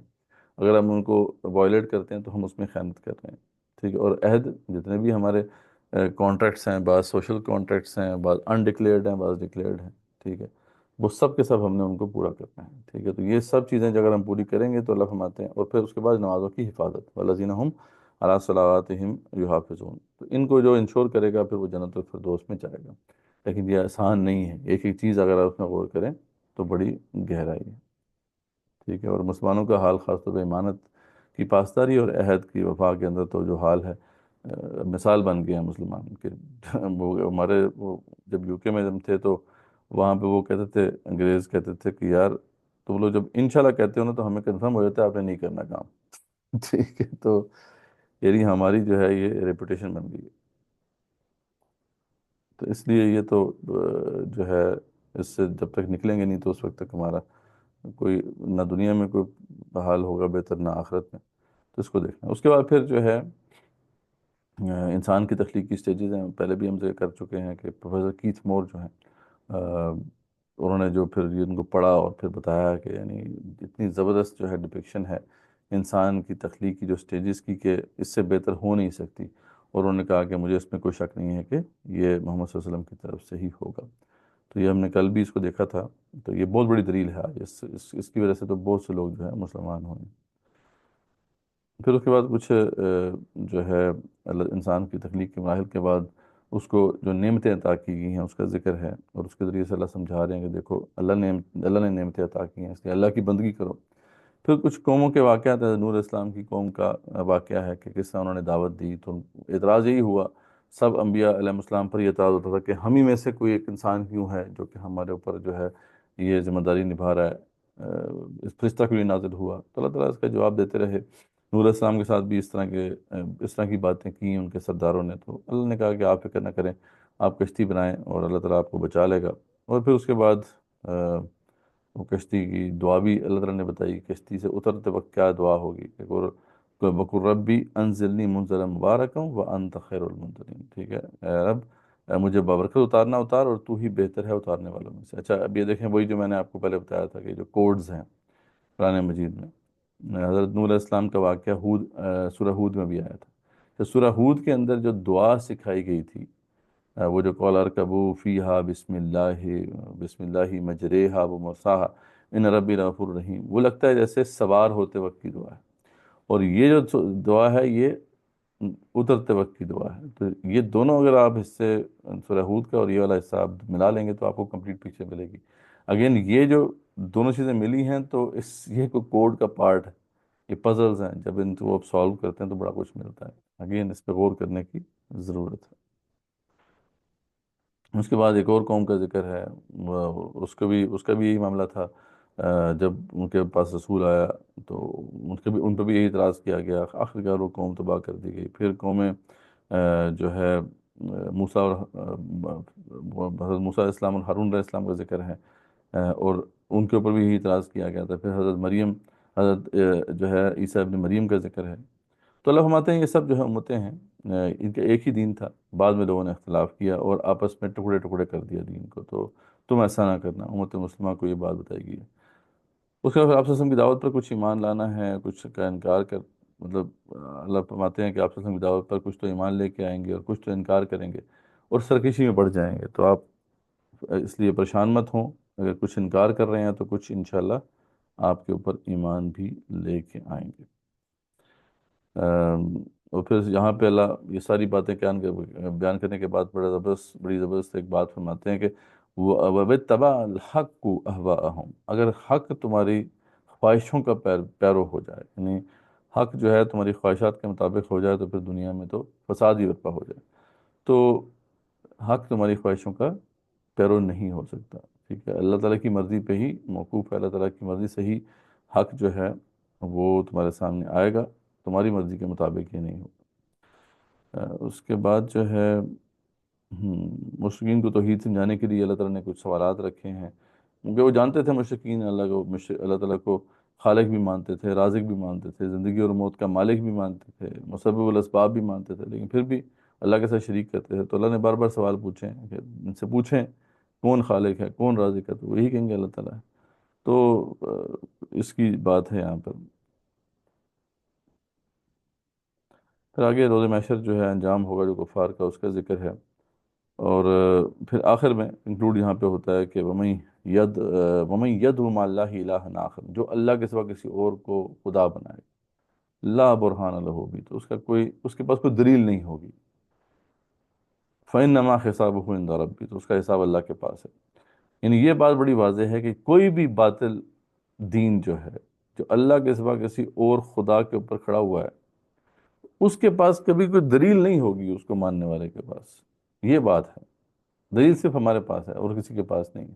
اس لیے آپ دھڑلے سے جس کو بھی آپ نے دعوت دینی ہے دین کی، آپ اسے کہیں بھی تیرے پاس دلیل ہے، نہیں ہے تو سیدھی سیدھی بات ہے، آپ اپنی دلیل پیش کریں اور بات کو کلوز کر دیں۔ یعنی ایک غیر مسلم کو دعوت دینا اس سے زیادہ آسان نہیں ہو سکتا۔ ہم نے خود اسے کمپلیکیٹ کر دیا، ورنہ جو ہے یہ بہت ہی آسان ہے۔ ہم کمپیریزن میں چلے جاتے ہیں، کمپیریٹیو ریلیجنز میں آج کل ہم چلے جاتے ہیں، تو ایک کمپیریٹیو ریلیجن میں تو ایک عیسائی بھی جاتا ہے، ایک ہندو بھی جاتا ہے، ٹھیک ہے؟ کمپیئر حق و باطل کا نہیں بنتا، ٹھیک ہے؟ کمپیئر بنتا ہے باطل اور باطل کا۔ حق جو ہے وہ اسٹیبلشڈ ہے اپنے سالڈ بنیادوں کے اوپر، باطل کی تو بنیاد ہی کوئی نہیں ہے، تو اس کو کمپیریزن کیوں کیا جا رہا ہے؟ ٹھیک ہے، تو یہ بھی بڑی عجیب سی بات ہے کہ ہم آج کل کمپیریٹیو ریلیجنز میں جا رہے ہیں، کوئی کمپیریزن نہیں، وہ سب باطل ہے، اسلامی حق ہے۔ یہ ہے ایٹیٹیوڈ جو ہمارا ہونا چاہیے، ٹھیک ہے؟ کلیئر ہے یہ؟ اس پہ ضرور جو ہے اپنے آپ کو آپ ٹرین کریں، اپنے مائنڈ کو، کیونکہ آنے والے وقتوں میں جو ہے یہ فتنہ بہت تیزی سے پھیلے گا، کہ آپ کو کہا جائے گا کہ آپ یہ حتمی سٹینس جو ہے نا، یہ جو ایبسلوٹ سٹینس ہے، اس کو چھوڑیں، ریلیٹیو سٹینس پہ آ جائیں۔ آپ کہیں گے ٹھیک ہے، ہم سمجھتے ہیں ہمارے نزدیک اسلام بہتر ہے باقی مذاہب سے، لیکن باقی مذاہب کے ماننے والے بھی یہ سوچ سکتے ہیں، ٹھیک ہے؟ تو it is relative to your condition, ٹھیک ہے؟ تو یہ چیز اسلام میں کوئی چکر نہیں ہے، آبجیکٹو حقیقت ہے، اور اس کے پاس اور اس کی بنیاد دلیل پہ کھڑی ہے، باقی مذاہب کی کوئی بنیاد ہی نہیں ہے، سیدھی سیدھی بات ہے، ٹھیک ہے؟ تو یہ اس اینگل سے ہمیں اس بات کو کرنا ہے۔ یہ کلیئر ہو گیا یہ والا پوائنٹ؟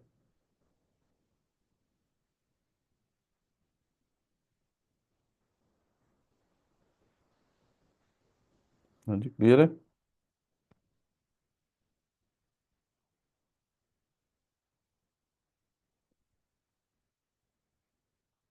کوئی جواب تو نہیں آ رہا، لیکن ٹھیک ہی ہوگا پھر۔ اچھا، اس کے بعد آتی ہے سورہ نور، 13 مکی صورتوں کے بعد آتی ہے سورہ نور، بڑی امپورٹنٹ صورت ہے۔ سورہ نور کیا ہے؟ سورہ نور کو اگر ہم سمجھنا چاہتے ہیں تو ہم زنا کو پہلے سمجھیں، زنا کیا ہے؟ زنا بہت بڑا جرم ہے.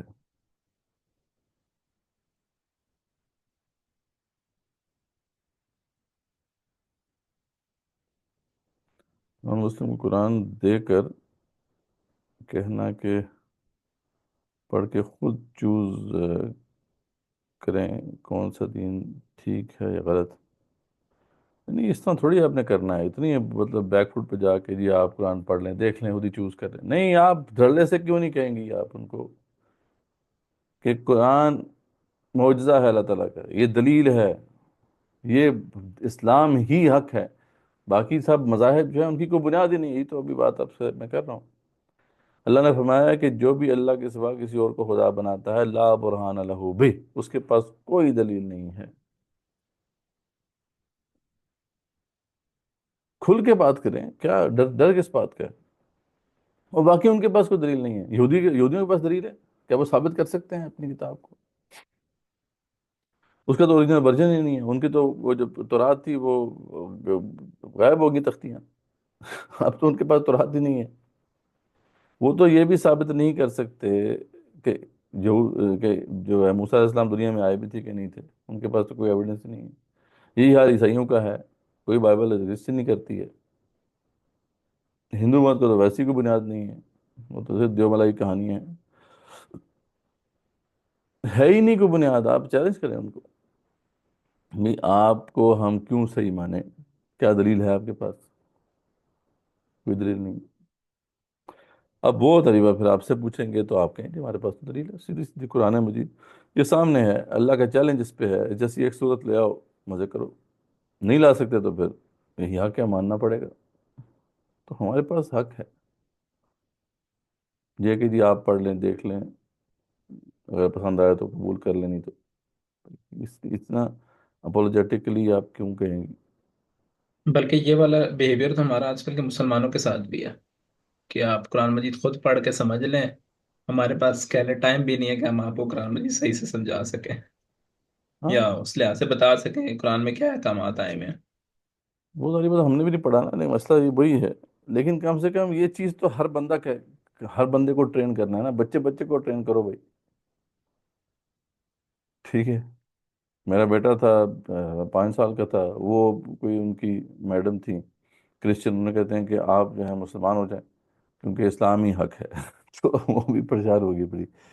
تو خیر، یہ سکھائیں بچوں کو بھی.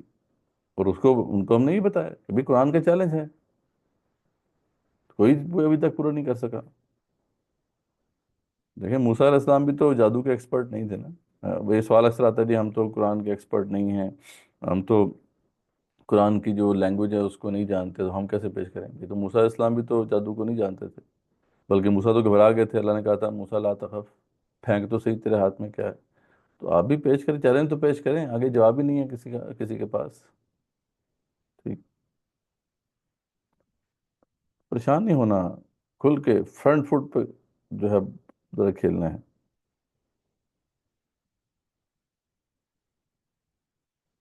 کانفیڈنس ہونا چاہیے آپ کے پاس. اللہ نے اپنے ہاتھ میں لے لیا نا بال، اللہ کے وہ ہے پاس ہے. کہتا ہے اللہ بال از ان اللہ کورٹ. اللہ نے اس کو ڈیفینڈ کرنا ہے، آپ نے تھوڑی کرنا ہے. اللہ نے چیلنج کر دی ہے. 1400 سال کافی نہیں ہے اس کو اسٹیبلش کرنے کے لیے کہ کوئی نہیں لا سکا. 1400 years have passed. Nobody has ever been able to bring it.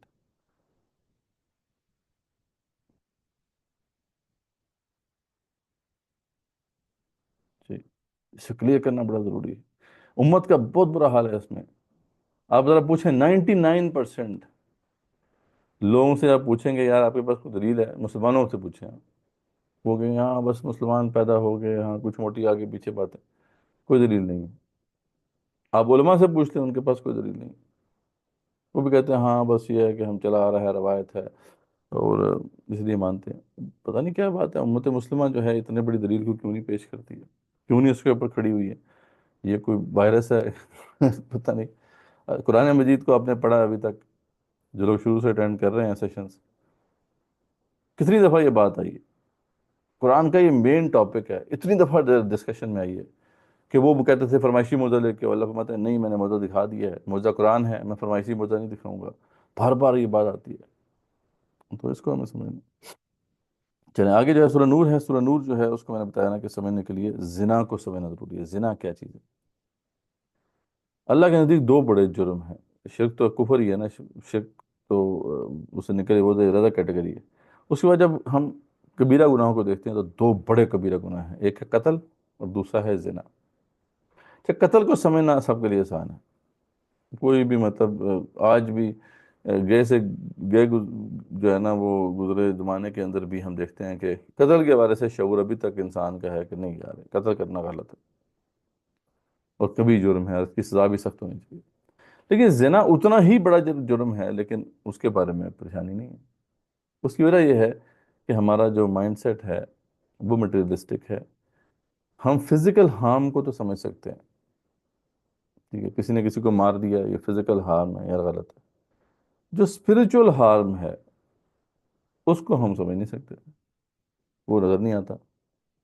تو زنا جو ہے یہ کوئی اسپرچول ڈیتھ ہے غالباً یا کچھ اور ہے, لیکن ابھی تک شاید ہم اس تک نہ اس کی سیویرٹی نہ سمجھ پائیں. لیکن اللہ کے نزدیک دونوں بہت بڑے جرم ہیں. اگر آپ اس کو ایک اور سینس میں دیکھیں تو یہ اللہ کے نظام کے خلاف ایک بغاوت ہے زنا. کیونکہ اللہ تعالیٰ نے انسانوں کو تخلیق کرنا ہے اور اس کا پروسیس اللہ نے ایسا رکھا ہے کہ اس کا ایک ایکٹ ہمارے ساتھ اللہ نے اس کو اختیار دے دیا ہے جو ہم ایکٹ کرتے. تو اب اگر ہم زنا کی طرف لے آتے ہیں سوسائٹی کو تو افزائش نسل رکے گی. کہ جہاں زنا ہوگا وہاں بچے پیدا کرنا یا بچے پالنا یہ والا معاملہ ختم ہو جائے گا. جیسے ویسٹرن سوسائٹیز میں آپ نے دیکھا کہ وہاں گروتھ ریٹ ہی نگیٹو میں چلا گیا. تو اللہ تعالیٰ کے جو نظام ہے تخلیقی نظام جو ہے اس کے اندر ایک جو ہے بغاوت ہو رہی ہے. اس کو اس اینگل سے بھی دیکھا جا سکتا ہے. اور بہرحال ابھی تک ہم اس کو اس سیورٹی سے شاید نہ سمجھ پائیں. اس لیے کیونکہ ہم زنا کو سمجھ نہیں پاتے تو اب زنا سے بچانے کے لیے جو احتیاطی تدابیر ہیں ان کو بھی پھر سمجھ نہیں پاتے, وہ پھر ہمیں ہضم ہی نہیں ہوتی. تو زنا سے روکنا یہ اسلامک سوسائٹی کا ایک بہت بہت اس کی بہت بڑی رسپانسبلٹی ہے. اور قتل سے روکنا, اب ذری بات ہے قتل اگر جرم ہے تو اقدام قتل بھی جرم ہے, ٹھیک ہے نا. مطلب اٹیمپٹڈ جو مرڈر ہوتا ہے وہ بھی جرم ہے اور اس کے اوپر بڑے اسٹرکٹ لاز ہوتے ہیں. تو اسی طریقے سے اگر زنا جرم ہے تو زنا کا اٹیمپٹ بھی جرم ہے نا. اور زنا کا اٹیمپٹ کیا ہے؟ زنا کا اٹیمپٹ ہے بے پردگی, ٹھیک ہے. یعنی خواتین کے حوالے سے خاص طور پہ جو ہے جو پردے کا حکم ہے اس کی وزڈم سر یہ ہے, یعنی جو عورت پردہ نہیں کرتی بیسیکلی وہ جو ہے اقدام زنا کی مرتکب ہے. اب اس اینگل سے اگر آپ سمجھیں گے تو پھر سمجھ میں آئے گا کہ پردہ کیوں ضروری ہے. تو انہی سب کچھ لنکڈ ہے یہ زنا کے ساتھ اور اس کی سیویرٹی کے ساتھ. تو یہ سورہ نور جو ہے it's a policy document how to contain this sin of adultery, یعنی اس کو کیسے آپ نے کنٹین کرنا ہے, کیسے سوسائٹی سے اس ناسور کو نکالنا ہے. تو اس کے لیے پھر ایک پورا واقعہ پہلے ہوا اور اس کے بعد جو ہے ہدایات آنا شروع ہوئی. واقعہ اس کے بیک گراؤنڈ میں واقعہ افق ہے, ہم جانتے ہیں غزوہ بنی مستلق کے دوران یہ واقعہ پیش آیا تھا. یہ واقعہ 6 ہجری میں پیش آیا. 5 ہجری میں غزوہ احزاب ہو چکی تھی اور غزوہ احزاب کے بعد جو ہے حجاب کے قوانین آ چکے تھے, یعنی چہرے کے پردے کے قوانین, یعنی باہر کا جو پردہ ہے اس میں چہرے کا پردہ شامل ہے, اس کے قوانین آ چکے ہیں. تو سورہ احزاب میں ہم دیکھیں گے.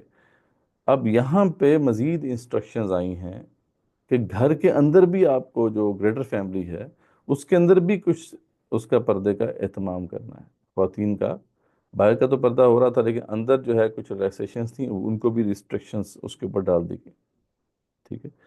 تو یہاں پر پھر ایک جو خیر واقعہ اسی طرح سے ہوتا ہے کہ غزوہ بنی مستلق میں بہت سے منافقین ساتھ گئے تھے اور منافقین کا جو ہے اب یہ ہتھ کنڈا تھا کہ مسلمانوں سے تو اب مایوس ہو گئے تھے کہ مسلمانوں کو اب جب احزاب میں فتح ہو گئی غزوہ خندق کے اندر تو ان کو نظر آ گیا تھا کہ اب مسلمانوں کو ہم کمزور نہیں کر سکتے. خاص طور پہ کفار بھی یہ سمجھ گئے تھے اور منافقین بھی سمجھ گئے تھے کہ اب ہم ان کو کمزور نہیں کر سکتے. تو اب انہوں نے ایک اور جسے کہتے ہیں نا کہ وہ ایک نیچ حرکت شروع کر دی اور برے گندے ہتھ کھنڈے جو ہے وہ شروع کر دیے. وہ یہ تھے کہ کسی طریقے سے نبی اکرم صلی اللہ علیہ وسلم کی شخصیت پر کیچڑ اچھالا جائے, ان کے ساتھ جو ساتھی ہیں قریبی ان کی شخصیات پر کیچڑ اچھالا جائے. تو اس کا ایک اٹیمپٹ انہوں نے کیا تھا جب 5 ہجری میں جب آپ صلی اللہ علیہ وسلم نے یہ جو منہ بولا بیٹا بنانے کی رسم تھی اس کو ختم کیا تھا اللہ کے حکم سے, اور زید بن حارثہ کی جو بیوی تھی زینب بنت جاش, ان سے وہ جب طلاق ہوگی تو آپ نے ان سے نکاح کیا. تو اس پر جو ہے ان کے خلاف انہوں نے پروپیگنڈا کیا تھا کہ یہ معاذ اللہ اپنے بیٹے کی بیوی پہ عاشق ہو گئے اور ان سے طلاق دلوا کے خود شادی کر لی. تو اس طرح انہوں نے پروپیگنڈا کیا تھا, لیکن ادھر احکامات اللہ تعالیٰ نے بہت واضح جو ہے آیات نازل کی تھیں, تو یہ پروپیگنڈا رفع دفع ہو گیا تھا. لیکن یہ باز تو نہیں آ رہے تھے, ان کو پتا تھا کہ ہم نے اٹیک کرنا ہے. یہاں ان کو موقع مل گیا غزوہ بنی مستلق میں. اس میں 2 واقعات ہیں, ایک تو واقعہ آگے جا کے ہم پڑھیں گے جب ہم سورہ منافقون پڑھیں گے. دوسرا واقعہ جو ہے واقعہ افق ہے, جس کو خود حضرت عائشہ صدیقہ نے بیان کیا ہے. ہوا کچھ اس طرح سے کہ آپ جو تھیں اس غزوے میں رسول اکرم صلی اللہ علیہ وسلم کے ساتھ تھیں. جب یہ آرام سے فتح ہو گیا تھا, آپ نے یہ مارکہ سر کر لیا تھا, کیونکہ دشمن کو اتنا سٹرونگ نہیں تھا, بنی مسلک کی شاخ بڑی کمزور سی شاخ تھی, تو آرام سے فتح ہو گیا تھا. جب واپس آ رہے تھے آپ صلی اللہ علیہ وسلم اور کوئی 2-3 منزلیں رہ گئی تھیں مدینہ پہنچنے کی, تو وہاں پہ حضرت عائشہ فرماتی ہیں کہ میں رفع حاجت کے لیے گئی, اور جب واپس آئی تو میں نے دیکھا کہ میرا ہار نہیں, ہار کی ٹوٹ کے گر گیا تھا. تو میں واپس ہار کو تلاش کرنے چلی گئی, تو پیچھے سے جو ہودہ ہوتا تھا, وہ جو ڈولی سی ہوتی تھی اس میں بیٹھتی تھی نا خواتین, تو اس کو رکھ کے اس کو اٹھا کے اونٹ پہ رکھا جاتا تھا. تو وہ کہتی ہیں کہ اس وقت وہ ہم بڑی ہلکی پھلکی ہوتی تھیں, تو جو صحابہ تھے جو بدو جو تھے, انہوں نے جو ہے وہ میرا جو ہودہ تھا اس کو اٹھایا اور اوپر رکھ دیا, وہ سمجھے کہ میں اندر ہی ہوں, اور وہ لشکر لے کے آگے چلے گئے. اچھا, میں جب واپس آئی تو لشکر جا چکا تھا. تو اب وہ کہتی ہیں کہ میں اس وقت نیچے ہی بیٹھ گئی اور میری آنکھ لگ گئی, اور مجھے اس کا پتہ تھا کہ رسول اکرم صلی اللہ علیہ وسلم کی سنت تھی کہ ایک بندے کو پیچھے ڈیوٹی دی جاتی تھی کہ جب آگے قافلہ چلا جائے تو پیچھے وہ دیکھ لے کہ کوئی چیز رہ تو نہیں گئی. تو حضرت صفوان بن معطل جو تھے, یہ ایک صحابی ہیں, ان کو یہ ڈیوٹی دی تھی آپ صلی اللہ علیہ وسلم نے. تو ایسے ہی ہوا کہ جب وہ تھوڑی یہ رات کا ٹائم تھا, جب صبح تھوڑا سا ہوا, تھوڑی سی صبح کے قریب والی بات ہوئی, تو کہتی ہیں میں اس وقت سوئی ہوئی تھی. تو صفوان بن معطل نے مجھے دیکھا تو کہا کہ انا للہ و انا الیہ راجعون. ٹھیک ہے, اس وقت اس پوری روایت کے اندر جو صحیح روایت ہے, اس کے اندر خود حضرت عائشہ صدیقہ فرماتی ہیں, اور چہرے کا پردہ کا مسئلہ بھی حل ہو جاتا ہے یہاں پہ. وہ خود عائشہ صدیقہ فرماتی ہیں کہ حجاب کے حکم آنے سے پہلے وہ مجھے دیکھ چکے تھے, صفوان بن معطل جو تھے. تو مجھے دیکھ کر پہچان گئے کہ میں عائشہ ہوں. تو جیسے ہی انہوں نے جب انا للہ و انا الیہ راجعون پڑھا, تو میں نے فوراً اپنا جلباب اپنے چہرے پہ ڈال دیا. تو کلیئر ہو گیا کہ چہرے کا پردہ چہرے کا پردے کا حکم نازل ہو چکا تھا. اور فرماتی ہیں کہ لا کے جو ہے انہوں نے بس یہی کام کیا کہ اونٹ میرے سامنے لا کے کھڑا کر دیا, میں اس پہ سوار ہوگی, اور وہ نکیل پکڑ کے آگے چلنا شروع کر دیا انہوں نے, اور وہاں پہ پہنچ گئے مدینہ.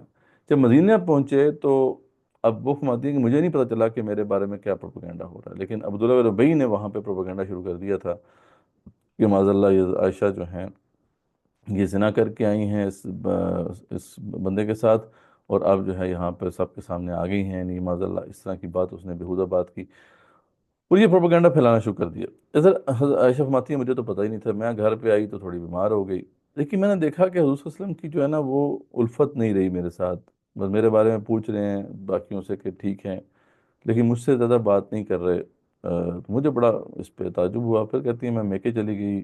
وہاں میکے میں کہتی ہیں میں جب گئی تو وہاں مستہ بن اساسہ جو کہ ان کی رشتہ داری تھیں, ان کے ساتھ ہم رفع حاجت کے لیے باہر نکلی, خواتین جایا کرتی تھیں بلکہ. تو ہم جا رہے تو راستے میں ٹھوکر لگی, تو مستہ بن اساسہ کی جو والدہ تھیں وہ کہتی ہیں غارت ہو جو ہے مستہ. اب اس پہ بڑے تعجب ہوا حضرت عائشہ صدیقہ کو. انہوں نے کہا کہ آپ اپنے بیٹے کو کوس رہی ہیں جو کہ بدری صحابہ میں سے ہے.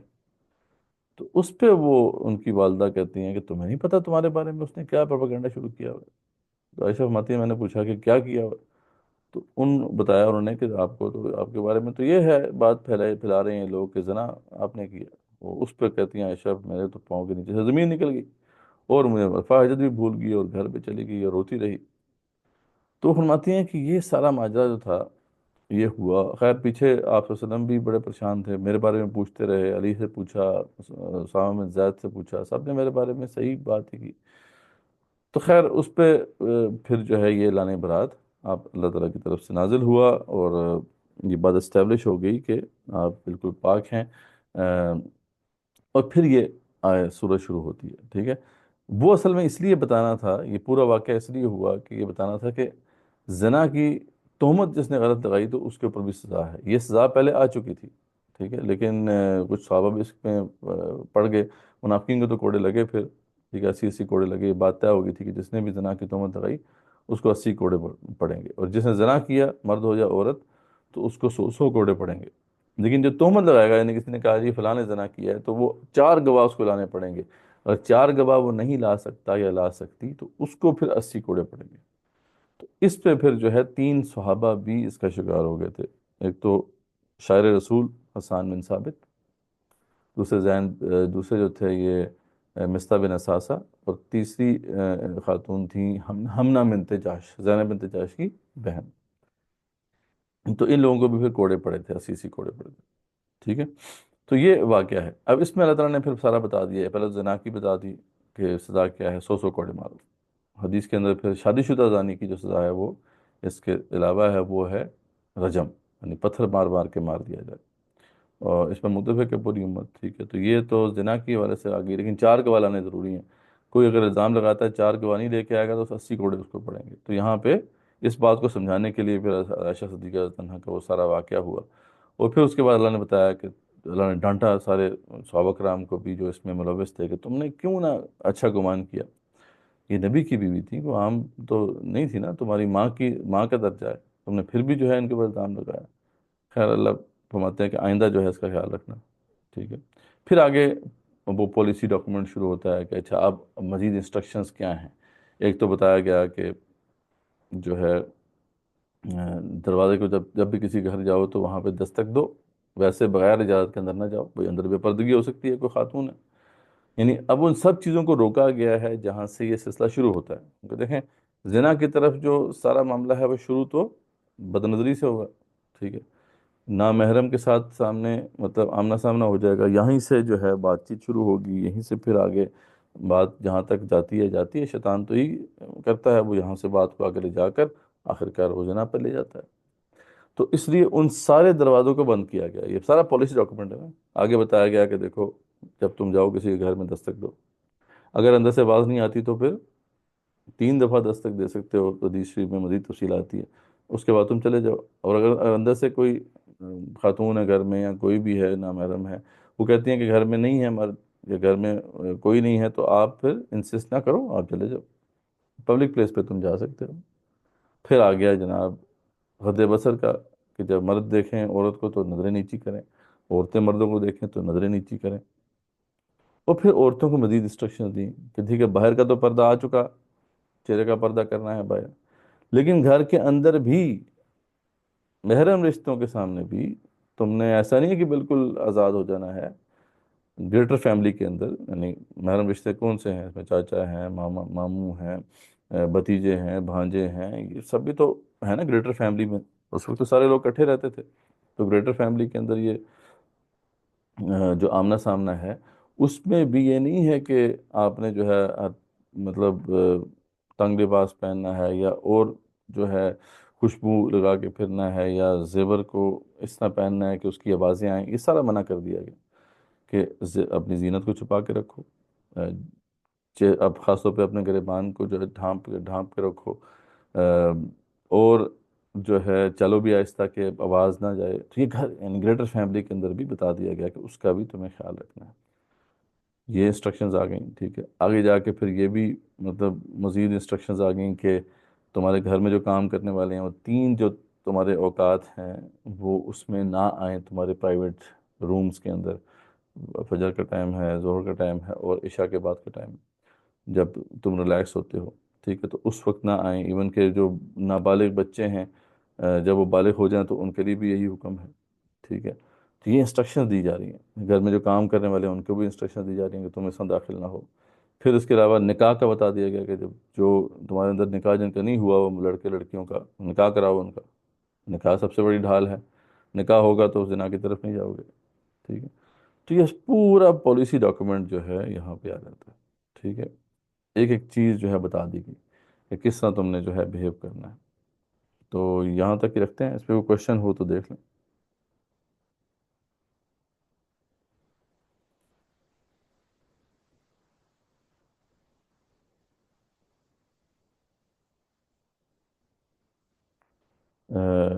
جے ایف ایس کیا ہے مویز بھائی؟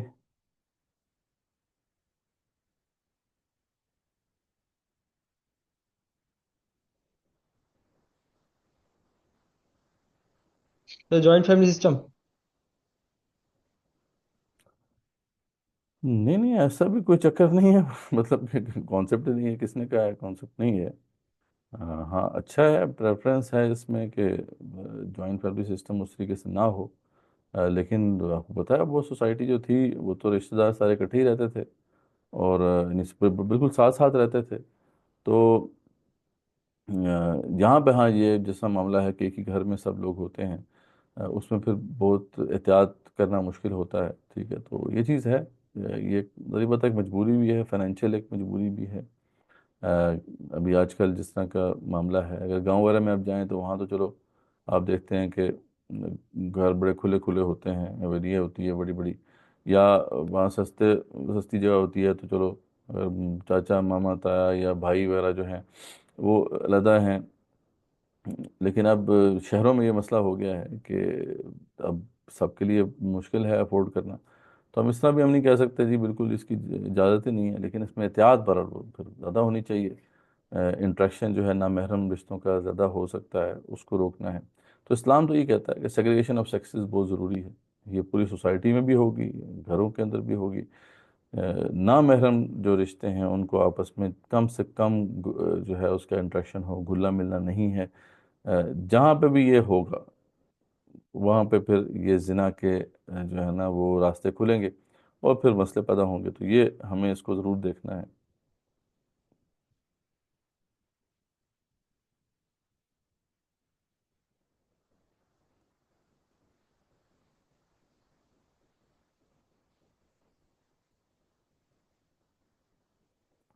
جی جی ایسے ہی ہے۔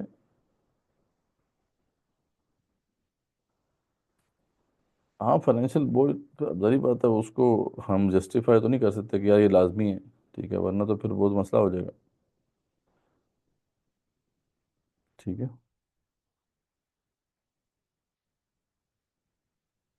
میں نے بتایا نا کہ وہاں پہ تو آپ صلی اللہ علیہ وسلم کے جو ہیں چھوٹے چھوٹے حجرے تھے، آپ دیکھیں مطلب جہاں پہ وہ امہات کے ساتھ رہتے تھے، اسی طرح سے وہاں چھوٹے چھوٹے یونٹس تھے، لیکن وہ ساتھ ساتھ ہی تھے نا، مطلب زیادہ دور نہیں ہوتے تھے، کزن وغیرہ ساتھ رہتے تھے، کوئی دوست وغیرہ ساتھ رہتے ہیں، جو مطلب رشتہ دار ہیں وہ ساتھ رہتے ہیں، تو مطلب کمبائنڈ اس طرح سے تو نہیں تھا، شاید ایک بڑی حویلی ہے جس میں سارے رہ رہے ہیں، لیکن یونٹس چھوٹے چھوٹے تھے اور ساتھ ساتھ تھے، ٹھیک ہے۔ تو اب یہاں پہ کیسے آپ افورڈ کریں گے مطلب، تو یہ کوئی ایسی چیز نہیں ہے جس کو ہم انشور کریں، انفورس کریں۔ سیگریگیشن آف سیکسز کو انشور کرنا ہمیں ہمارے اوپر لازم ہے، ٹھیک ہے۔ ٹھیک ہے، تو یہ تھوڑا سا مطلب ٹیڑھی کھیر ہے خواتین کے لیے، مطلب کہ ایک ان کی ظاہری بات ہے کہ ایڈیشنل ان کو ایک برڈن اپنے اوپر لینا پڑتا ہے، پردہ کرنا ہے، نقاب کرنا ہے، لیکن یہ بہرحال اللہ تعالیٰ نے اس لیے فرض کیا ہے کہ اس کے بغیر جو ہے پھر چارہ نہیں ہے، اس کے بغیر پھر وہی راستے کھلتے ہیں۔ تو عورت کو اس میں خاص طور پہ خیال رکھنا ہے، اس نے عورت کی خوشبو لگانے کے والے سے بھی آیا کہ وہ خوشبو لگا کے نہ جائے، جو بھی عورت خوشبو لگا کے جاتی ہے، حدیث کے الفاظ ہیں فیضانی ہے، تو اگر اس نے نامحرم مرد نے اس کو سونگھ لیا، کیونکہ اس میں اٹریکشن ہے، عورت کے اندر اٹریکشن ہے، اس کے چہرے میں بھی اٹریکشن ہے، اس کے پورے جو ہے باڈی کے اندر بھی اٹریکشن ہے، یہ اللہ تعالیٰ نے رکھی ہے۔ تو اس لیے عورت کو ایڈیشنل اس کے اوپر رسپانسبلٹی اپنے سر لینی ہوگی، ٹھیک ہے، اس پورے جو ہے پروسیس کے اندر۔ باقی ہے مردوں کو بھی اپنی ذاتی بات ہے رسپانسبلٹی کا خیال رکھنا ہے، پر انٹریکشن جو ہے یہ کم سے کم ہونا یہ لازمی ہے، تاکہ یہ جو سلسلہ ہے یہ آگے نہ بڑھے۔ تو یہ ہے جو چیزیں بہت امپورٹنٹ ہیں زنا کے حوالے سے، خاص طور پہ جو ہے یہ صورت بڑی زبردست صورت ہے، اس میں کچھ اور بھی چیزیں ہیں، لیکن یہ مین اس کا جو ہے ٹاپک ہے. انشاءاللہ باقی جو ہے وہ پھر ہم کل دیکھیں گے. ٹھیک ہے جی، کوئی اور کوشچن ہو؟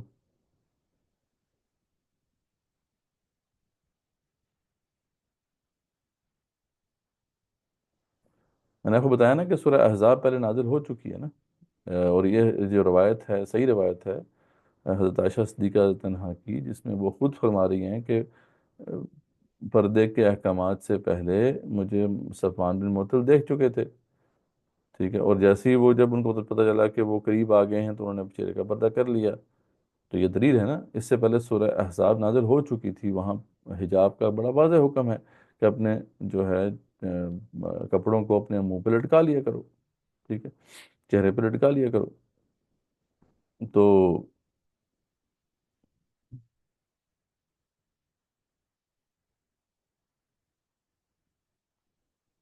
تبرج کی تعریف نمایاں ہونا، سوال کیا ہے اس پہ ذرا مجھے کلیئر کر دیں.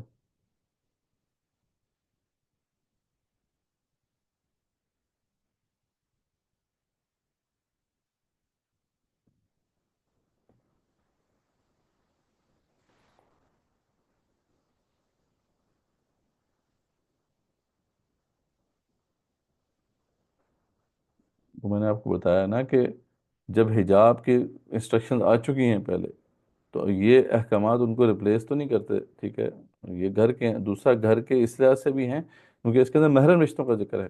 یعنی اس آگے جو ہے ڈسکشن میں سارے محرم رشتوں کا ذکر ہے. اس لیے یہ معلوم ہوتا ہے کہ یہ گھر گریٹر فیملی کا ہے.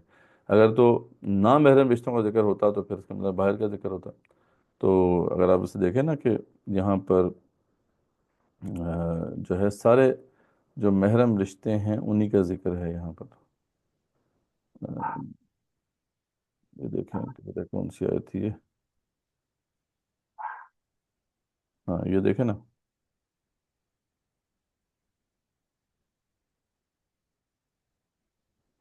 اس میں میرا ایک ہاں یہ کوشچن، دیکھیں نا، یہ ہے الا ما ظہر منہا یضربن بخمرہن علی جیوبہن ولا یبدین زینتہن الا لبولتہن او آبائہن او آبائی بولتہن او ابنائہن. اب یہ سارے محرم رشتے ہیں.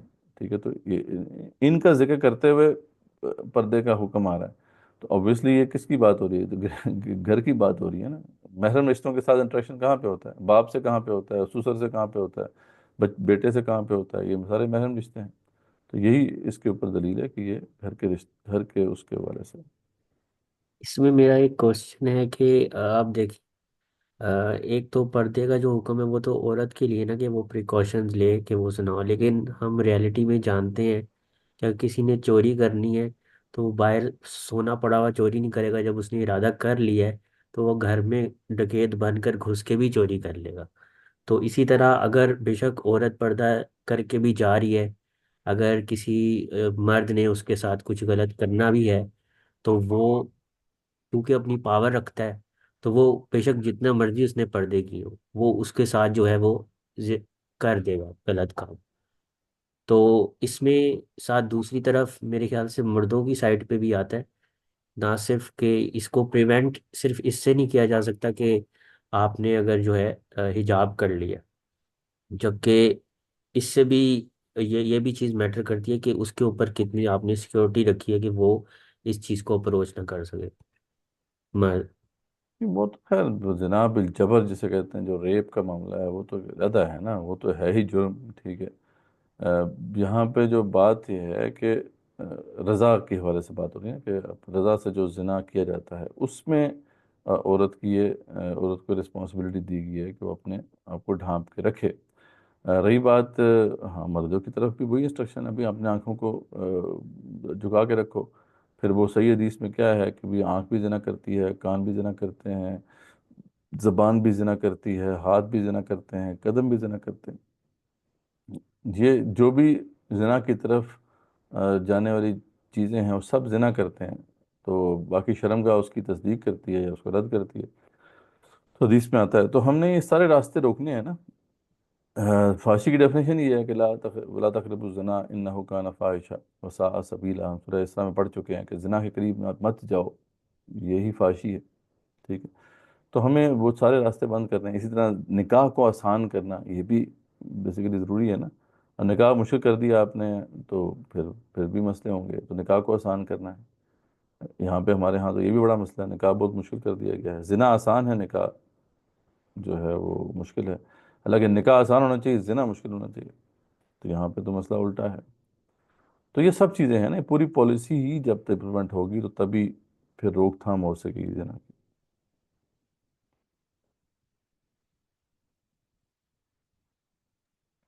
مجھ پہ کدھر کنٹراڈکٹ کرتی ہیں؟ یہ تو میں آپ سے سمجھا رہا ہوں آپ کو کہ یہ ایک بس غلط بات ہے جو لوگ کرتے ہیں. کوئی کنٹراڈکشن نہیں ہے. حجاب کا حکم باہر کے لیے ہے, وہ اللہ سورہ عذاب میں آ گیا. وہاں چہرے کا پردہ لازمی ہے, پورے جسم کو ڈھانپنا ہے, وہاں پہ آ گیا ہے. یہاں پہ گریٹر فیملی کی بات ہو رہی ہے, اس کے حوالے سے پردے کی بات ہو رہی ہے. تو کنٹراڈکشن کہاں پہ؟ کنٹراڈکشن تو نہیں ہے.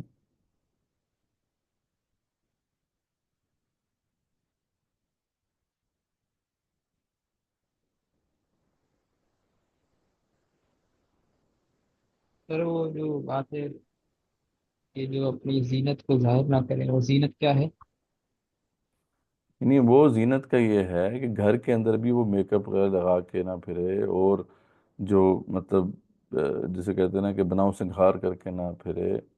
گھر کے اندر بھی صرف خاوند کے حوالے سے اس کو وہ جو ہے نا وہ انسٹرکشن ہے کہ خاوند گھر میں تو وہ زیب و زینت کرے گی, وہ خوشبو بھی لگائے گی, سب کچھ کرے گی. یہ تو اس کا جو ہے اس کی ذمہ داریوں میں سے ہے. لیکن اس کے علاوہ باقی جو ہیں, بھائی ہیں, بیٹے ہیں, باپ ہیں, خسر ہیں, ان کے سامنے جب آنا ہے تو اس میں بھی میک اپ کر کے نہیں آنا. مطلب نارمل جو آپ کپڑے پہننے ہیں, عورت گھر کے اندر ٹھیک ہے, سر کو بے شک بعض اوقات وہ نہیں اس نے ڈھانپا ہوتا, وہ بھی چلو اس کی چھوٹ ہے. لیکن یہ ہے کہ اپنے جو سینے کو ڈھانپ کے رکھے. تو یعنی اب اس حالانکہ گھر کے اندر وہ پورا برقع تو نہیں پہن کے پھرے گی نا, تو پھر بھی زینت تو اس کی ظاہر رہے گی. تو اللہ فرمانے کہ جو زینت جو از خود ظاہر ہو جائے وہ علیحدہ بات ہے. لیکن یہ کہ خود سے اس کو انہینس کرنا یہ نہ کرے عورت, گھر کے اندر بھی, گریٹر فیملی کے اندر بھی. ٹھیک ہے.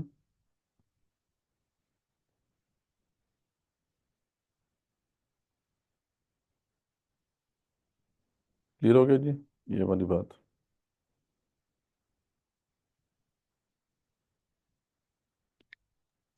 جی کلیئر ہو. تو اس میں کوئی کلیئر ہے بالکل, کوئی اس میں دوسری رائے ہے ہی نہیں ہے. سارے روایات موجود ہیں, بس لوگوں نے اب اس کے اندر بھی نکال لی ہے. خاص طور پر عرب کے اندر یہ بڑا مسئلہ چل رہا ہے جی, چہرے کا پردہ بھی کھول دو. عرب میں تو بڑی چیزیں کھل گئی ہوئی ہیں. خیر اب وہ تو کہتے ہیں کہ عورت سے آپ ہاتھ بھی ملا سکتے ہیں, شیک ہینڈ بھی کر سکتے ہیں, کوئی ٹینشن نہیں ہے. تو مطلب کہ ان کے پیچھے, ان اسکالرز کے پیچھے جانا ہے تو پھر تو وہ تو سب کچھ کھول دیا ہے انہوں نے. ٹھیک ہے. تو لیکن یہ ہے کہ جو فیکٹ یہی ہے, تاریخ اسلام اس پہ بالکل گواہ ہے کہ اس پہ ہمیشہ ریسٹرکشنز تھیں اور اس کو ہمیں رکھنا ہے. اور جہاں پہ یہ کوئی بڑی راکٹ سائنس ہے نہیں ہے, آپ سب جانتے ہیں. ہم کوئی کوئی بھی بچہ نہیں ہے یہاں پہ. جہاں پہ بھی یہ چیز ہٹے گی, جہاں پہ بھی یہ انٹریکشن بڑھے گا, وہاں پر زنا کی صورتیں نکلنا شروع ہو جائیں گی اور وہاں پہ خرابیاں پیدا ہوں گی. تو ہمیں بہرحال اس کو سمجھنا ہے, یہ ایک فیکٹ ہے, اس کو کوئی ڈینائی نہیں کر سکتا. ٹھیک. اور چہرے کے پردے کے بارے سے صاف دلیل ہے, چہرے پہ حسن ہے, عورت کا حسن چہرے میں ہے, اس میں کون کون انکار کر سکتا ہے. ٹھیک ہے. کوئی نہیں اس کا انکار کر ہی نہیں سکتا. ٹھیک ہے. تو اس لیے چہرے کو ڈھانپنا بھی ضروری ہے. تو یعنی سب چیزیں جو ہیں بڑی لاجیکل ہیں. اس کے پیچھے تو ہماری عقل بڑی واضح طور پہ جو ہے ساتھ دیتی ہے, اور ہم سمجھ بھی سکتے ہیں اس کو. تو اس حکم کو سمجھنا کوئی مشکل نہیں ہے. بس یہ ہے کہ بس وہ کچھ لوگ ہیں وہ شرارتاً جو ہیں کام کو صحیح طرح آگے نہیں بڑھانا چاہتے, جس کی وجہ سے سارا مسئلہ ہوتا تبرج کے حوالے سے سوال تھا ہے. اس کی تھوڑا وجہ سے اوپر ہے. زمانہ جاہلیت کی طرح تبرج نہ کرنا, اس میں تبرج سے مراد کیا ہے؟ ہماری زمانۂ جاہلیت کی عورتیں جو ہیں وہی بناؤ سے کار کرتی تھی, باہر جاتی تھیں. ٹھیک ہے. تبرج الجاہلیہ جو ہے وہ یہی تھی کہ وہ اپنی چھاتی کو کھلا رکھتی تھیں اور میک اپ وغیرہ کر کے باہر جاتی تھیں. تو یہ اس سے منع کیا گیا ہے کہ یہ تمہیں نہیں کرنا. ٹھیک ہے نا. جی اسی سے ریلیٹڈ ایک کوشچن تھا کہ اسٹیٹ لیول پہ اگر تو اسلامی ریاست قائم ہوتی ہے تو جس طرح آپ کے پاس یوٹیوب ہے، انسٹاگرام ہے، ٹک ٹاک ہے، ان کے اوپر کس طرح جو ہے امپلیمنٹ کیا جائے گا، یعنی ٹوٹل بلاک کیا جائے گا؟ کیونکہ ایونچولی یہاں پر ہی آپ کو سارا جو ہے نا مواد ایسا ملتا ہے جو کہ اس طرف آپ کو لے کے جاتا ہے. جی، تو اس میں تو اب بہت بڑا مشکل کام ہے، لیکن اسٹیٹ کو کچھ نہ کچھ تو کرنا پڑے گا. اب اس کے اوپر کیا مطلب فلٹرز لگائیں گے یا کیا کریں گے؟ بہرحال آج کے دور میں تو ایک مشکل، ایک چیلنجنگ ٹاسک ہو گیا نا اسٹیٹ کے لیے، کیونکہ ہر طرف سے جو ہے وہ آن سلاٹ ہے. تو بے پردگی اور یہ جو بے حیائی ہے، تو بہرحال جو بھی کتنا کوشش کر سکیں گے کی جائے گی کہ جو ہے یہ سلسلہ بند ہو، اس کی روک تھام ہو. ٹھیک ہے، اس کی کوشش تو کرنی پڑے گی، چاہے ٹیکنالوجی کا استعمال کرنا ہے یا اور طریقوں سے کرنا ہے. تو کچھ چیزوں کو آپ کو بیان کرنا پڑے گا جس کا فائدہ نہیں ہے، تو یہ چیزیں کرنی پڑیں گی. اگین یہ چیزیں بڑی آپ کو وہ لگیں گی، یار اس پہ اتنے زیادہ ایفرٹ کیوں لگائی جائے، سیگریگیشن آف سیکسز پہ اور یہ سارا، آخر کیا ضرورت ہے اسٹیٹ اتنے ریسورسز لگائے؟ لیکن وہ یہ سوال اسی وقت ذہن میں آتا ہے جب ہم زنا کو نہیں سمجھتے. اگین میں نے کیا کہا تھا، زنا کو سمجھو بھائی، زنا کیا چیز ہے. زنا بہت بڑا مسئلہ، اللہ کے نزدیک تو بہت بڑا مسئلہ ہے. اب اس کو روکنے کے لیے ڈیفینیٹلی پھر آپ کو یہ سب چیزیں ان پلیس کرنی پڑتی ہیں. اصل میں اس میں یہ ہے نا کہ کیونکہ چائنا نے بھی اس کو کنٹین کرنے کی کوشش کی ہے، وہ ان کی ڈفرینٹ ریزنز ہیں، پر اسٹل لوگ جو ہے وی پی ایل لگا کے گوگل کو یوز کر لیتے ہیں وہاں پر. وہی نا میں کہہ رہا ہوں کہ آج کل اسٹیٹ کے لیے بہت چیلنجز ہیں اس میں. تو آج کو اسلامی اسٹیٹ اگر ہو تب بھی وہ کیسے بڑی اس کو ایفرٹ کرنی پڑے گی تبھی یہ رکے گا، ایسے تو نہیں رکے گا. مشکل کام ہے یہ اس کو کنٹین کرنا. جب تک جو ایپ کا آنر ہے نا وہ اگر کوئی ڈیسیجن نہ لے لے کہ میں خود، جس طرح جوئش کی صحیح ہے. رپورٹنگ کو وہ خود روک رہے تھے، ہوں ہوں تو ہوں جب ہوں. تک آنر اس کو آن نہیں کرے گا کہ ہاں میں نے نہیں دکھانا غلط مواد، تب تک آئی گیس سچ ان کو روکنا وہاں سے مشکل ہے. ہاں بہت مشکل ہے. مطلب یہ ہے اپنی جگہ پہ ایک فیکٹ ہے، کچھ چیلنجز ہے نا. یہ اب آپ چیلنج دیکھیں، چیلنج ہم بعض اوقات نہ کہتے ہیں کہ یار چیلنج ہے تو آپ کیا کریں. بھائی چیلنج تو ہوگا، ٹھیک ہے، ہمارا ایمبیشن کلیئر ہونا چاہیے کہ ہم نے زنا کو ختم کرنا ہے، ہم نے یہ چیز نہیں آنے دینی. یہ ایک ایمبیشن ہوگا ریاست کا. اب اس کے بس میں جو ہوگا وہ کرے گی. کیا وہ سب کچھ ختم کر پائے گی؟ نہیں، لیکن یہ ہے کہ کسی حد تک تو کنٹین کر پائے گی نا. جی اس میں بات رہی ہے آج کل کے دور میں تو آرٹیفیشیل انٹیلیجنس کا بھی استعمال کیا جا سکتا ہے، بڑا کچھ ہے، اور لیکن وہی کہہ رہا ہوں کہ یہ بات ہاں صحیح ہے. مارفنگ کر سکتے ہیں امیجز کی اتنا اور سارا آسان نہیں ہے، کچھ. لیکن وہی اتنا آسان نہیں، اتنے ہوں، فلٹر. ٹھیک ہے. بالکل تو بالکل ایسے ہی ہے. جی ہاں بالکل، یہ گھروں میں بھی آج کل بڑا یہ نارم ہو گیا ہے. آج کل کی جو خواتین ہیں، خاص طور پہ نئی جو جنریشن ہے، اگر بائے پردہ بھی کرتی ہیں خواتین، تو گھر میں جو ہے لباس انگلش لباس زیادہ ہے، اور باقی وہ بھی صحیح نہیں ہے. ایون کہ بہن بھائیوں کے ساتھ بھی، یعنی بھائیوں کے سامنے یا بچوں کے سامنے وہ بھی جو ہے اس طریقے سے نہیں ہونا چاہیے. دیکھیں چیزیں اللہ تعالیٰ کی یہ جو کچھ حکمت ہے نا اس کے پیچھے، اس حکمت کو سمجھنا ہے ہمیں، اور اس کا بھی خیال رکھنا ہے.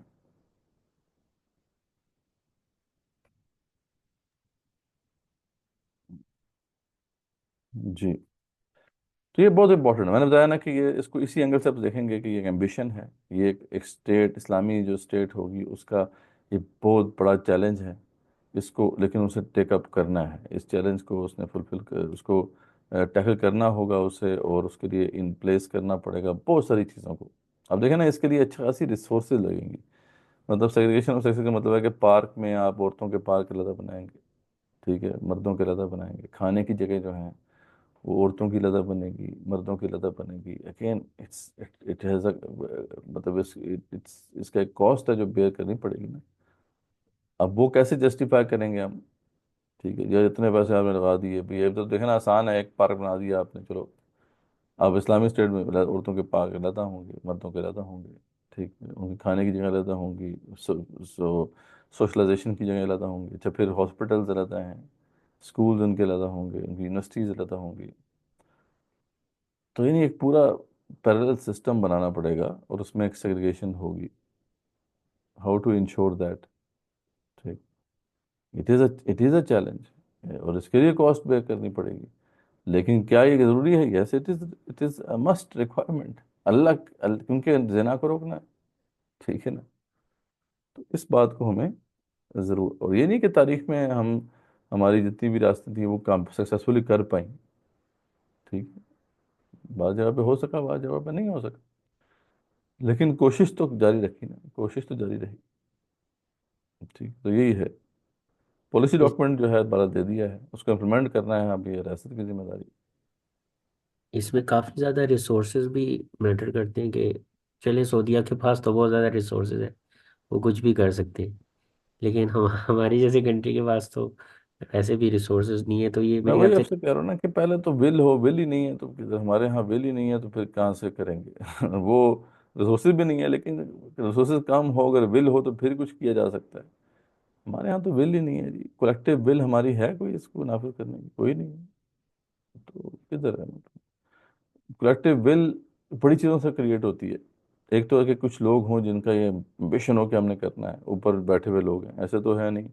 یا اکاؤنٹیبلٹی ان کی تگڑی ہو کہ ہمارے سوسائٹی میں جو ایسے لوگ ہیں وہ کھڑے رہیں کہ یار یہ چیزیں ہم نے انشور کرنی ہے. یہاں پہ تو پریشانی کوئی نہیں ہے. کوئی آیا پروٹیسٹ ہوا ہے کوئی؟ آپ کو یہ جو ساری فحاشی کی جو تباہی پھیلی ہوئی ہے اس وقت یونیورسٹیز کے اندر، اور جو یہاں پہ تباہی پھیلی ہے پچھلے 10 سالوں میں، اس میں کوئی پروٹیسٹ، کوئی مطلب ریئیکشن کچھ نہیں ہے. ہم ابھی ایک کیس ہم لے کے گئے ہوئے ہیں سپریم کورٹ کے اندر، جلن ڈرامہ کو پایا تھا، پتہ نہیں جلن ڈرامہ. اس میں سالی کے ساتھ افیئر دکھایا گیا. ایسی بےہودگی ہے. مطلب آپ اس طرح کی چیزیں سرعام دکھا رہے ہیں، سالی کے ساتھ وہ افیئر چلا رہا ہے. اور یعنی اتنا یہ بےہودہ تھا. اب اس امیجن کریں کہ پیمرا کو ریکویسٹ کی گئی اور پیمرا نے اسے بین کیا. یعنی پیمرا حالانکہ کوئی ریلیجیس کوئی ادارہ نہیں ہے، اس میں بھی سیکولرز بیٹھے ہوئے ہیں، لیکن پیمرا نے اس کو بین کر دیا. ادھر سندھ ہائی کورٹ نے دوبارہ سے چند وہ تھوڑی بہت سین نکال کے اس کو پھر چلا دیا. پھر پیمرا اس کو سپریم کورٹ لے کے گیا. امیجن آپ کر سکتے ہیں کہ کتنی بےہودگی ہوگی اس کے اندر. اب جا کے آپ دیکھنا دینا، جا کے اس کے سجدہ کرنا شروع کر دینا. تو پیمرا جو ہے اس کو لے کے سپریم کورٹ گیا، اور سپریم کورٹ میں یہ جو جسٹس منصور علی شاہ ہے، اللہ اسے ہدایت دے، اور جسٹس عائشہ ملک، انہوں نے ورڈکٹ دیا. اتنا بےہودہ ورڈکٹ ہے سپریم کورٹ کا. اس میں لکھا ہوا ہے کہ جو فحاشی کی ڈیفینیشن ٹالرنس لیول کو دیکھ کے کی جائے گی. مطلب سوسائٹی میں جو ٹالرنس لیول اگر ہے مطلب ٹالریٹ کر رہی ہے سوسائٹی سالی کے ساتھ پھر، تو پھر فحاشی کی ڈیفینیشن اب چینج کرنی چاہیے. اتنی بڑی بےہودگی بات ہے. ہم نے چیلنج کیا ہوا ہے اس کو، سپریم کورٹ میں ریویو پٹیشن ڈالی ہوئی ہے، لیکن کدھر. ہم جاتے ہیں وہاں پہ کوئی بھی نہیں ہوتا، کسی کو پرواہ ہی نہیں ہے.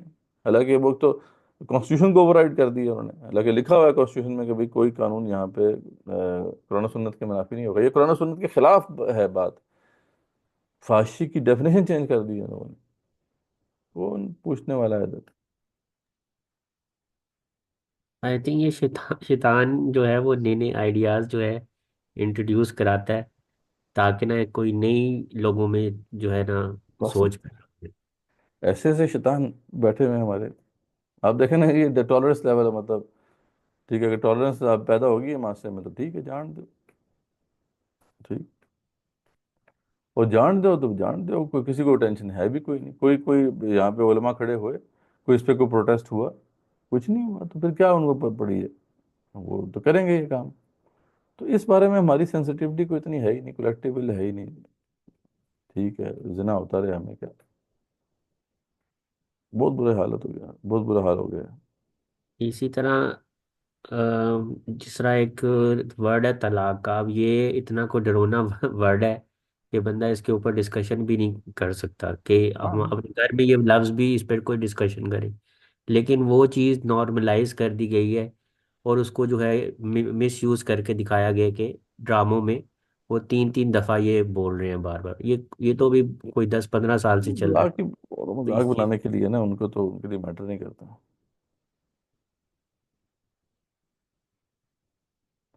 ہاں نہیں، ڈرامہ انڈسٹری تو کہیں اور جا چکی ہے جی. وہ تو کہیں پتہ نہیں کون سے بےہودگی، وہ تو LGBTQ بھی ہے، سارا کچھ ہے، بیڑا غرق. تو اس کے خلاف بڑی فائٹ ہم نے لڑی، ٹرانسجنڈر ایکٹ کے خلاف. اس زمانے میں ایسی ایسی چیزیں سامنے آئیں، ہم حیران ہوتے تھے کہ یار یہ مسلمانوں کا معاشرہ ہے. لیکن تباہی پھیل چکی ہے جی، اب تو چیزیں تباہ ہو چکی ہیں، اب تو آگ لگی ہوئی ہے مطلب، لیکن اوپر سے بجھے گی. تو فائٹ ہماری یہی ہے، ہم فائٹ کر رہے ہیں مسلسل اس کے اوپر، کے اوپر سے جو ہے چیلنج آئیں. تو آپ جیسے لوگوں کو چاہیے، ہمیں نوجوان جو اس فائٹ میں آگے آئیں انشاءاللہ. طریقہ کار یہی ہے، آپ کو پٹیشنز دائر کرنی ہیں، آپ کو جو ہے متعلقہ اداروں کو جا کے روکنا ہے. رکتا ہے. کئی ہم نے LGBTQ فنکشنز بند کرائے، کئی جو ہیں اس طرح کی چیزیں پارٹیز تھیں وہ بند کرائیں. ابھی پچھلے دنوں یہ E11 میں جہاں پہ ہمارا آفس ہے، سینٹرل آفس، اس کے کچھ فاصلے پر ہی فحاشی کے اڈے چل رہے تھے، وہ بند کرانے کی جو اسٹرگل سٹارٹ ہوئی وہاں پہ کمیونٹی نے سٹارٹ کی، ہم نے اس کو بھی سپورٹ کیا. We have to fight. Fight بہت بڑی ہے. ہماری اس میں اگلی نسل تو تباہ ہو رہی ہے، اگلی نسل تو بہت برے طریقے سے تباہ ہو رہی ہے. Drugs, sex and rock and roll. ہاں جی، اس بس میں ایک یہی ہے چیز آج ہے کل. کہ جن ایک زی جو چیز ہے ہے کہ وہ تو ٹھیک. آواز آ رہی ہے. جی جی جی. اس میں ایک چیز ہے کہ اگر کسی کو آپ ڈائریکٹ بولتے ہو کہ اللہ تعالیٰ نے یہ منع کیا ہے، یا اس میں آپ ڈائریکٹ اسلام کو انوالو کرتے ہو، تو یہ جو ہے تھوڑا سا ڈیفینسو موڈ میں یا اٹیکنگ موڈ میں چلے جاتے ہیں کہ ہمیں یہ بیکورڈ بنانا چاہ رہے ہیں. لیکن جہاں وہاں آپ تھوڑی برین کی بات کریں، سائیکالوجی کی بات کریں، ڈوپامین کی بات کریں کہ یہ تمہیں چیپ ڈوپامین مل رہی ہے، تو وہاں ان کو جو ہے نا تھوڑی انڈرسٹینڈنگ ہوتی ہے اس میں. لیکن اللہ تعالیٰ نکل جاتے ہیں، لیکن یہ ہے کہ سائنس آ جاتی ہے اس میں. یہاں ہمیں دونوں کام کرنا ہے. دیکھو، اللہ کی راست دعوت یہ ہماری ذمہ داری ہے. ہم بتانا ہے یار، آپ اللہ کے بندے ہو، یہ اللہ کا حکم ہے، یہ بتانا ہماری ذمہ داری ہے. کیونکہ قیامت والے دن ہم سے پوچھا جائے گا نا، وہ ہم نے پڑھا ہے. لیکن ہم اگر ان کو سمجھانے کے لیے یہ سارے چیزیں بھی ہم ایکسپلین کریں تو ہمیں کرنا چاہیے. اصل بات سمجھانا ہے، سمجھ آ گئی تو اچھی بات ہے. تو سمجھائیں کہ یار اس کے کیا نگیٹو امپیکٹس ہیں، کیا اثرات ہوں گے، آپ کی پرسنالٹی پہ کیا اثرات ہوں گے. ایسے نوجوان جو ہیں جو اس کام میں لگے، ان کو بتائیں کہ یار آپ کی زندگی، کتنی عورتوں کی، کتنی بچیوں کی زندگیاں تباہ ہو گئی. ٹھیک ہے، مردوں کا تو چلو کوئی نہیں، وہ پھر ان کا سلسلہ آگے بڑھ جاتا ہے. بچیاں جو ہیں ان کا کیا حال ہو رہا ہے. تو بتانا کہ یار اس کا آؤٹ کم کیا ہوگا، اس کا رزلٹ کیا نکلے گا، اس سے چلو وہ باز آ جائیں. اور اس کی جو بیسٹ میں اثرات ہوئے ہیں ان کو واضح کرنا. تو یہ چیزیں ہیں، ان سب ٹیکٹکس کو استعمال کرنا پڑے. ٹھیک ہے، چلو جی کنکلوڈ کرتے ہیں انشاءاللہ، تو کل ملاقات ہوگی. جی جی بالکل. ابھی آپ دیکھ رہے ہیں وہ مصطفیٰ والا کیس، کیا ہے، یہی ہے ساری کہانی. اس کے پیچھے کیا ہے، یہی ہے. تو ابھی تو یہ تو سامنے آ گیا، کتنے ہی سامنے نہیں آتے کیسز. ٹھیک ہے، چلو جی انشاءاللہ کل ملتے ہیں. جزاکم اللہ خیر.